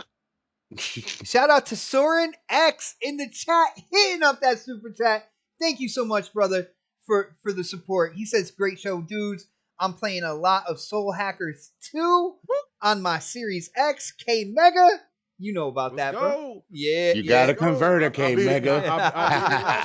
I beat it last night. I'll give my thoughts about it tomorrow night on when I start the show to let you guys know what I baby. think. Yeah. So K Mega, like let's go to you on this, and we'll end the night with Sir X Man. So here's the deal. They're making PS5s, but they're making them cheaper. But before they came out with that, they already raised the price of the PS5 in most of their territories, man. Dude, like that's some bullshit in my opinion. Yo, what do you think about this, yo? It just what, like I'm saying, they've always wanted to have the price at 600, and when Xbox undercut them, and so it was selling that for 100, was selling it for for 500, and then the Series S for 300. That put them in a bind where they had to sell it at what they said is a loss. So let me get this right. If they're in the black and they were wanting to charge $600, but they kept complaining, saying that if we sell it at that price point, it would be too cheap to sell it at $500. What is that? How does that make you feel? If we've heard that from Microsoft saying, well, we have to charge $500 for this car. Well, we want to try to charge $600 for the Series X. But we'll sell it for $500 but we'll take a huge loss from it. And then when you find out about the numbers or whatever, that they're in the black, Xbox gamers would be pissed about that. Why would you lie about that? Why would you come and tell gamers about that? And then, I just don't get the thought process of some of the PlayStation gamers out there. The stands, we know that they'll cop for anything. Like they're abysmal. They're ridiculous. But for regular PlayStation fans, I just don't understand. It's like, man, why are you charging me more for products that are cheaper when you would think that you would want to lower the price? Maybe just get rid of the unicorn altogether and just sell the PlayStation. Sell the cheaper PlayStation for $400 and have the, and maybe add, maybe add some other components or maybe something else to have a $500, to have to keep your $500 console. I don't see the whole reasoning of charging $50 more. It just blows my mind, man. I really don't have too much to say on it, except it's just, dude, they were already making a profit. They were already making a profit off the console. It just doesn't make any sense, man. Yeah, it don't make any sense to me. Don't make so any even sense to me. even if inflation in those areas that we're talking about reduce their profit, this manufacturing kind of like upgraded their situation, which making the manufacturing cheaper would definitely soften that blow. You know what I'm saying? Like this is. Right. I can't wait to see the damage control. It is Thursday. Tomorrow I'm going to be on Crossfire. I'm going to hear the damage control about be on DRG tomorrow and hang out.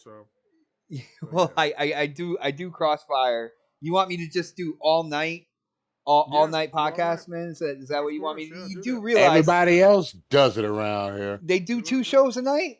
What are you talking about, bro? Yeah, some people. I've definitely. Well, I know you have, but you don't do it regularly. You know what? You used to drink coffee. Just get your pot ready and make you some Oh my more. Get your God. Keurig Tomorrow ready. tomorrow is the release NBA 2K as well, right? You do Well, know that. tonight. Well, I'm gonna be sleeping because I gotta work tomorrow. You know what I'm saying? Oh. Oh, you got to work Yeah. tomorrow. Don't worry about it. It means you got to work Saturday. I'll let you know how it plays. Oh, shut up! Yeah, no, I'm gonna be playing that, yo. So.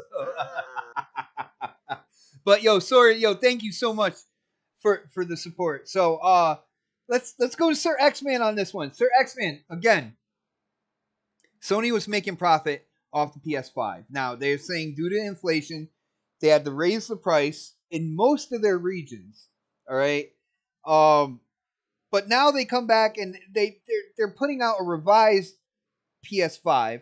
This is what they're going to make from now on, and it actually is cheaper for them to manufacture. So not only did they raise the price, but they cut the cost of manufacturing as well, putting basically more, keeping more money in their pocket. Bro, what do you think about this situation, man?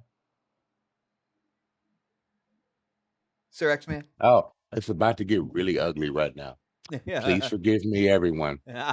But when you have 100 supposedly and 20 million people on your console and they're not buying your software to cover 135. that 120 million people, that's PS4 and PS5.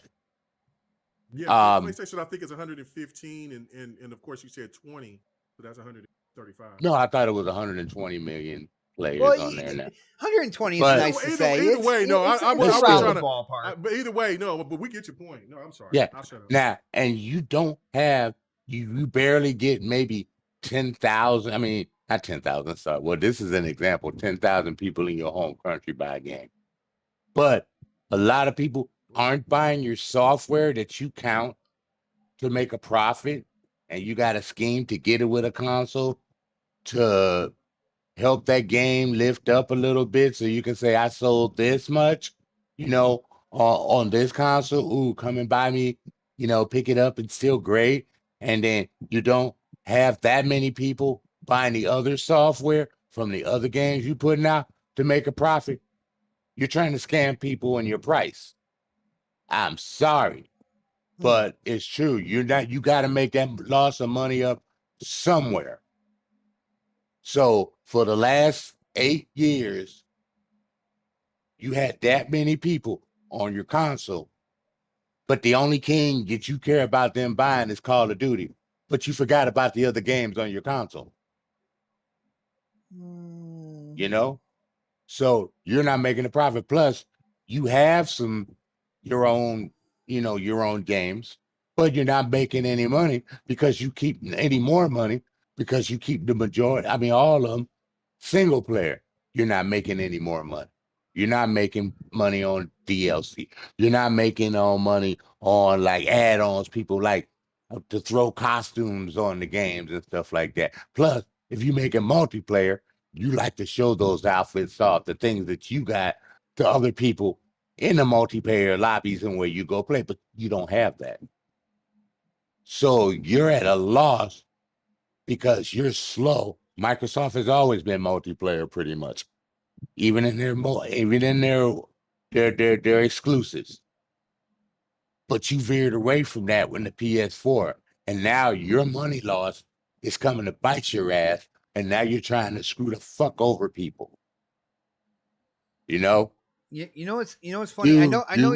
I know you're talking about money loss here, but when it comes down to it, money loss has something to do with it. That's why they upped the prices everywhere, because they did not have the other money coming in like it used to. When you had PS3, you had DLC you could buy. They were making money on PS3 with DLC for the games because they finally put a hard drive in their system on the PS3. So it's like now you're not making the extra revenue that you did before. So now you're living on something that was years and years ago on trying to do your game. You're supposed to be the next generation of consoles. There's no way, like Crispy said, you should not have multiplayer games. There's no way DLC is the thing. Yeah, DLC is the thing now. but you didn't think about DLC on none of the games. You came out with DLC for a few, but when people were one and done with your games, maybe People 10%, wanted DLC maybe for God of War, yeah. and they never Oh, came. I They're know like, they no, didn't there's want to no give it. plans, no plans. So maybe 10% of the 100, what? 10% of 100 people, I'm just going by that, decided to say, okay, I'm gonna get some DLC and play this one hitter again. But your DLC lasts 3 hours. You need to write your ship and stop overpricing people. There's no excuse for a cheaper design console and you're charging more for it to come out. See There's no excuse for that. that right there, I'll co-sign with you, man. That right there, I will co-sign. But In all terms, that came back from what they were previously doing in these 2 generations, Xbox. All that is coming back to bite them financially right now. It's coming back to bite them. And in the meanwhile, yeah, people may say Microsoft got Game Pass.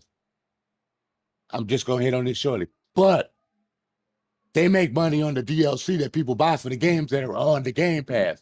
So they're still making money. And then when they take the games out of Game Pass, people like the game so much, they just go on and buy it for a discount. They're still making money. yep.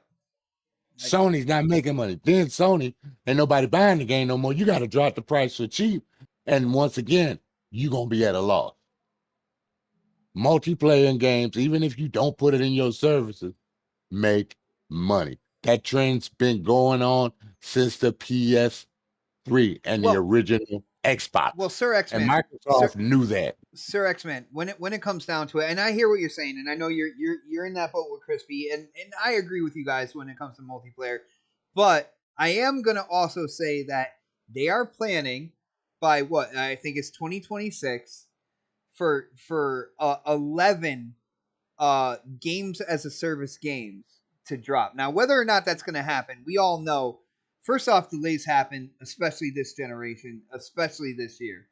And then you look at Sony's track record when it comes to games coming out on time, and it's not a great track record as well. So it might not be 11 by 2026, but they are working on 11 games as a service. It's multiplayer games that kind of like in the vein that you're talking about. They're not out there yet. That's They're 4 coming. years from now. By that time, by the time they decide to do that bot, they could lose Well, they're not dropping generation. all 11 games in 2026 though. So between But now and 2026, you said by 2026. yeah. By that time, Microsoft is going to have so many more multiplayer games, that will Sony be able to keep the fuck up by just dropping some in all of a sudden 8-10 years later? See, that's the thing, and I think that's one of the things that Sony is worried about with this Activision Blizzard deal as well. It's not just the fact of Call of Duty. It's because Call of Duty is a backup plan until they get their, but no, it's not only that, but it's the multiplayer sheer games amount of studios as well, and how many games are going to be pumping out in terms under Xbox. I think that scares the shit out of them right there, because they don't have the money to buy up all those publishers and to compete like that with the names that like Xbox is acquiring when it comes to ZeniMax, when it comes to Activision. That's because what I said, what they did in the past with no multiplayer games is coming back to bite them in the ass. Well, yeah, no, I That's definitely what I've been saying. I agree with you on that. Think about this for a second. How much confidence do they have? You said 2026, correct? Yeah. 11 games as a service games. Yeah. And the deal goes to 2027. How much confidence do they have in those games as a service games? Those games are going to get pushed back. Yeah, that's reading between the lines right there, Crispy. Yeah. That's reading between the lines. I like it. That's a good point. I like it. Not all 11 is going to be hits. You know what I'm saying? So that's what I'm trying to tell you, Bob. Yeah. That's what, 4 years away. That's a long time in a generation, dude. A long time. As I get older, years go by quicker, bro. That's all I got to say. Yeah. But you also got to look at this too, is that it's the vice versa. It's vice versa. And it benefits Xbox at the end, because single player games, like you were saying, doesn't require to make as much money as is or Multiplayer. content is multiplayer. Mm-hmm. But Xbox has got to fill that gap because Xbox does not have what Sony has in regards to the single player experiences. Not this So, year. Yeah. well, yeah, no, but I mean, but they already got games in place that's in development. Mhm. We're just now in the beginning phases of what PlayStation is doing for the multiplayer. And that's why I was saying, like, Call of Duty was the insurance for them to hold on until they got their games out. And at least one or two of those games would probably be really profitable for them. But by that time, Call of Duty would probably be wouldn't be nothing but just Bro, just an they added would piece still of the be pie. fighting. They would still be fighting for Call of Duty anyway, just simply for the fact of mind share and the name Right. alone, right there. Right. You know what I'm saying? Like that's Yeah, another the whole, thing. yeah. But even with Activision, they only got 30% of the profit Sony did. It's going to be the same thing with Xbox. Yeah, I know, but But that's that's They're a only lot gonna- of profit, though. that's But that 30% is a of the lot of most money. popular game every year. Think Right, about that, every man. year. Right? Yeah, Like, but here's the that's thing. a lot of money. Sony just thinks they can live off one game every year. That's the problem. One No, I don't multiplayer think- game no, every I year. don't believe that. I ain't co-signing that. That's not the case. They just have the same problem as Microsoft has, but they just have different. It's in a genres different of area. games. It's a different area. Yeah. Microsoft needs that single player experience to start kicking off, and PlayStation needs the multiplayer. It's just, I think now in the climate that we're in, multiplayer games is a hell of a lot more. It's a lot more Popular. difficult to jump into. Oh, It's okay. more lucrative, but it's Yes. a lot harder because there's so much competition out there. Because even when you're looking at just the exclusives of that, what PlayStation or Xbox has in multiplayer wise, or what PlayStation will get, there's so much competition in the third party as well. So, when you're talking about Fortnite, you're talking about Apex, people can only spend so much time playing only a couple of these multiplayer games, because they acquire so much of your time. Mm. So that's why it's a pretty. I understand what Sir X-Man is saying, but it's one of those things where you got to think it is going to be more time consuming, but that Call of Duty, that time frame of keeping Call of Duty on that console and Steve having and making that kind of like still the face of PlayStation and things like that.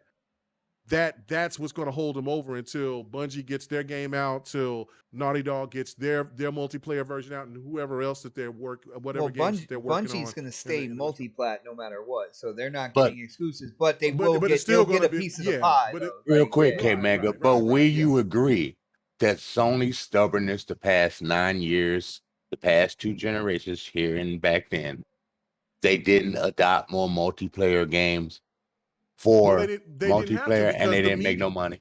Because the media made sure that single player games was the first and foremost last gen. And in the meantime, Microsoft was making money. that. Well, But yeah, Sir X, Microsoft yo, was you still make making- you do make a valid point on the multiplayer, and it's something that I said earlier. Now it's like kicking them in the ass. But the only thing I was saying is at least Sony recognized that to the point where they got the wheels. 9 years later. They got the wheels turning. Well, yeah, I know, but if you look at Sony as a corporation, look what happened to them in the music space. They didn't learn anything, no matter how many years it was, and basically they went from the top of the mountain to the bottom of the valley. All right, when it came to that. All right, they didn't learn anything. Their TVs too. They didn't They're learn still at anything the there. top. So at As least far as good TVs, at least but- they got the wheels turning now when it comes to exactly what Crispy said and what you're saying and stuff like that when it comes to the multiplayer, and they do have projects in development, and like they said, 11 games as a service by 2026. it's 4 years away though. But that's within 4 years. It's not In gaming, 4 years can be the death of anything, dude. I got you. 4 but years is a long it's not time. like but they're gonna go how old are you under. going to be? It's How not long? They're not going to go under. But how old will you be in 4 years? 47. I'll See, be still under 40. I'll fuck take you, Crispy. Yeah. But Yeah. Fuck I you, will Crispy. be. Yeah, but I will be 62 years old. I concentrate my multiplayers on Xbox pretty much, or PC. But and you got to put out good multiplayer games.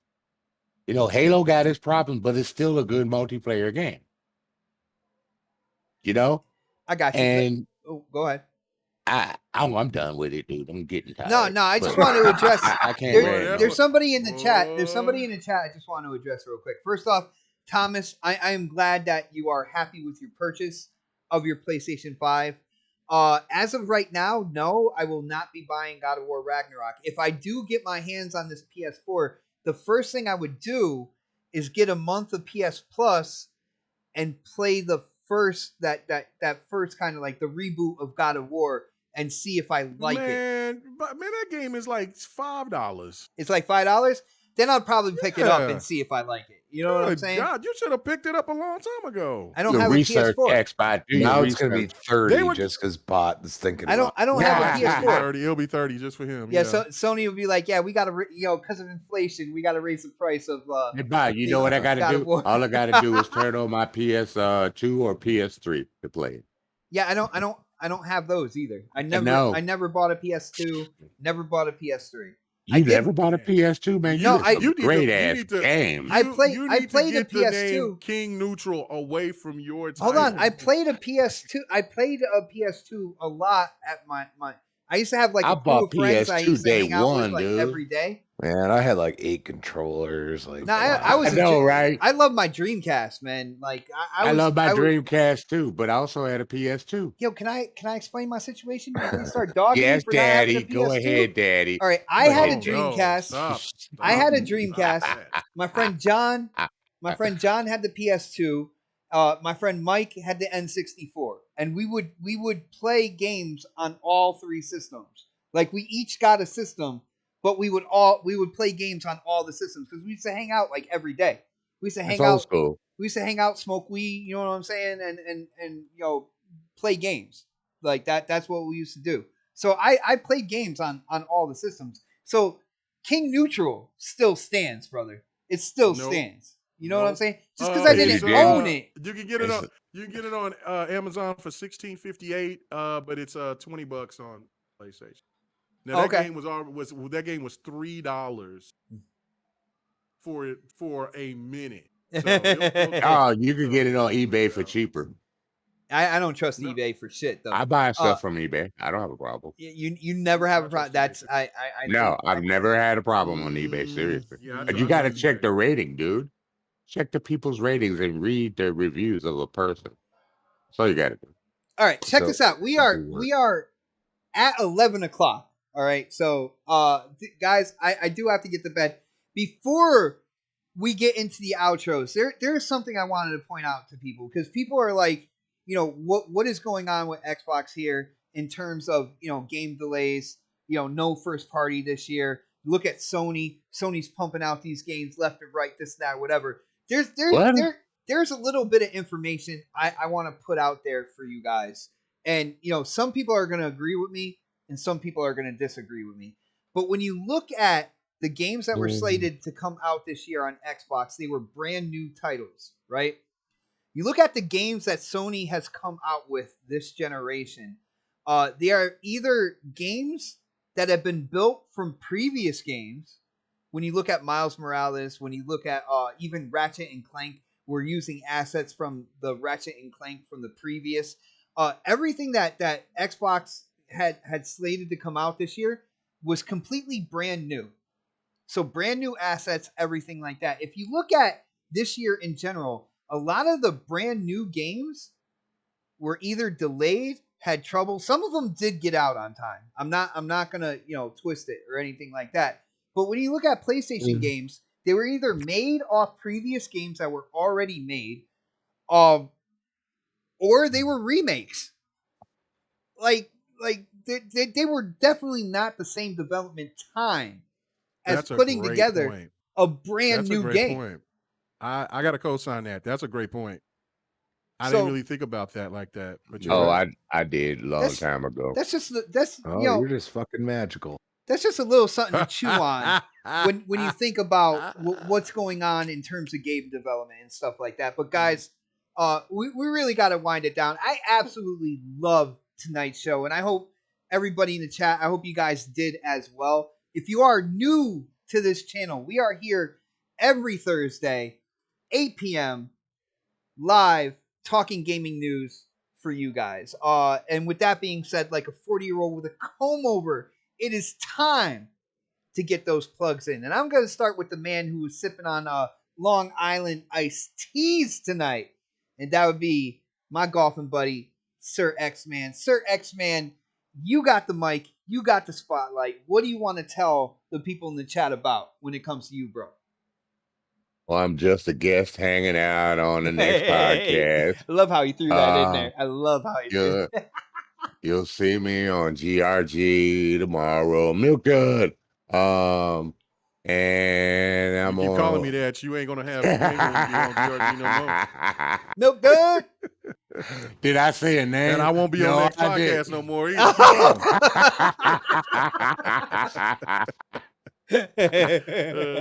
Shit.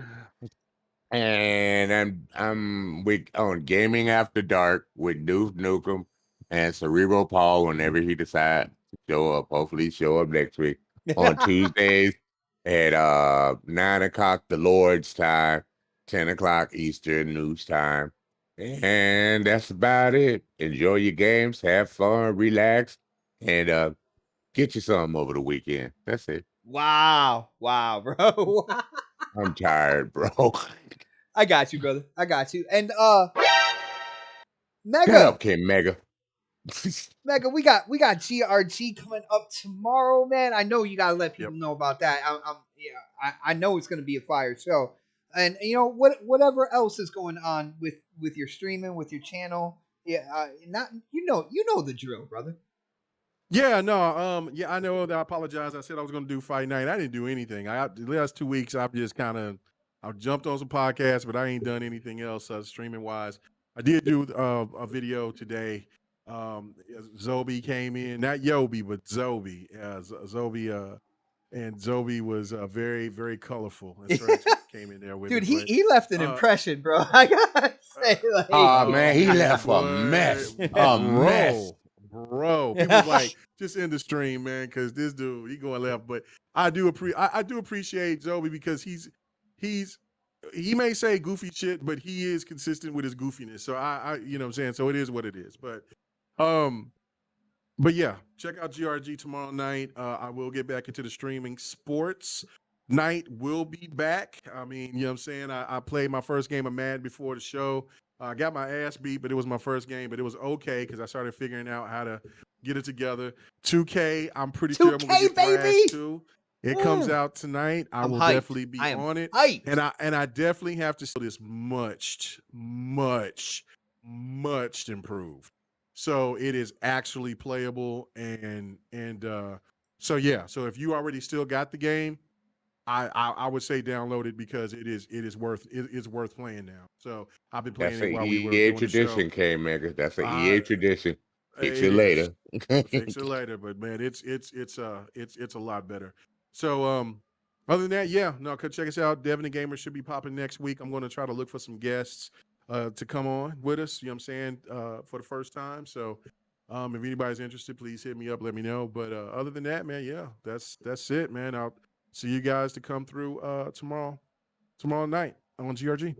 Nice, bro. And I just want to throw it out there that I will go down in history as the first guest on Devin the Gamer. So I just gotta. I will not give you that. I gotta wear that pin.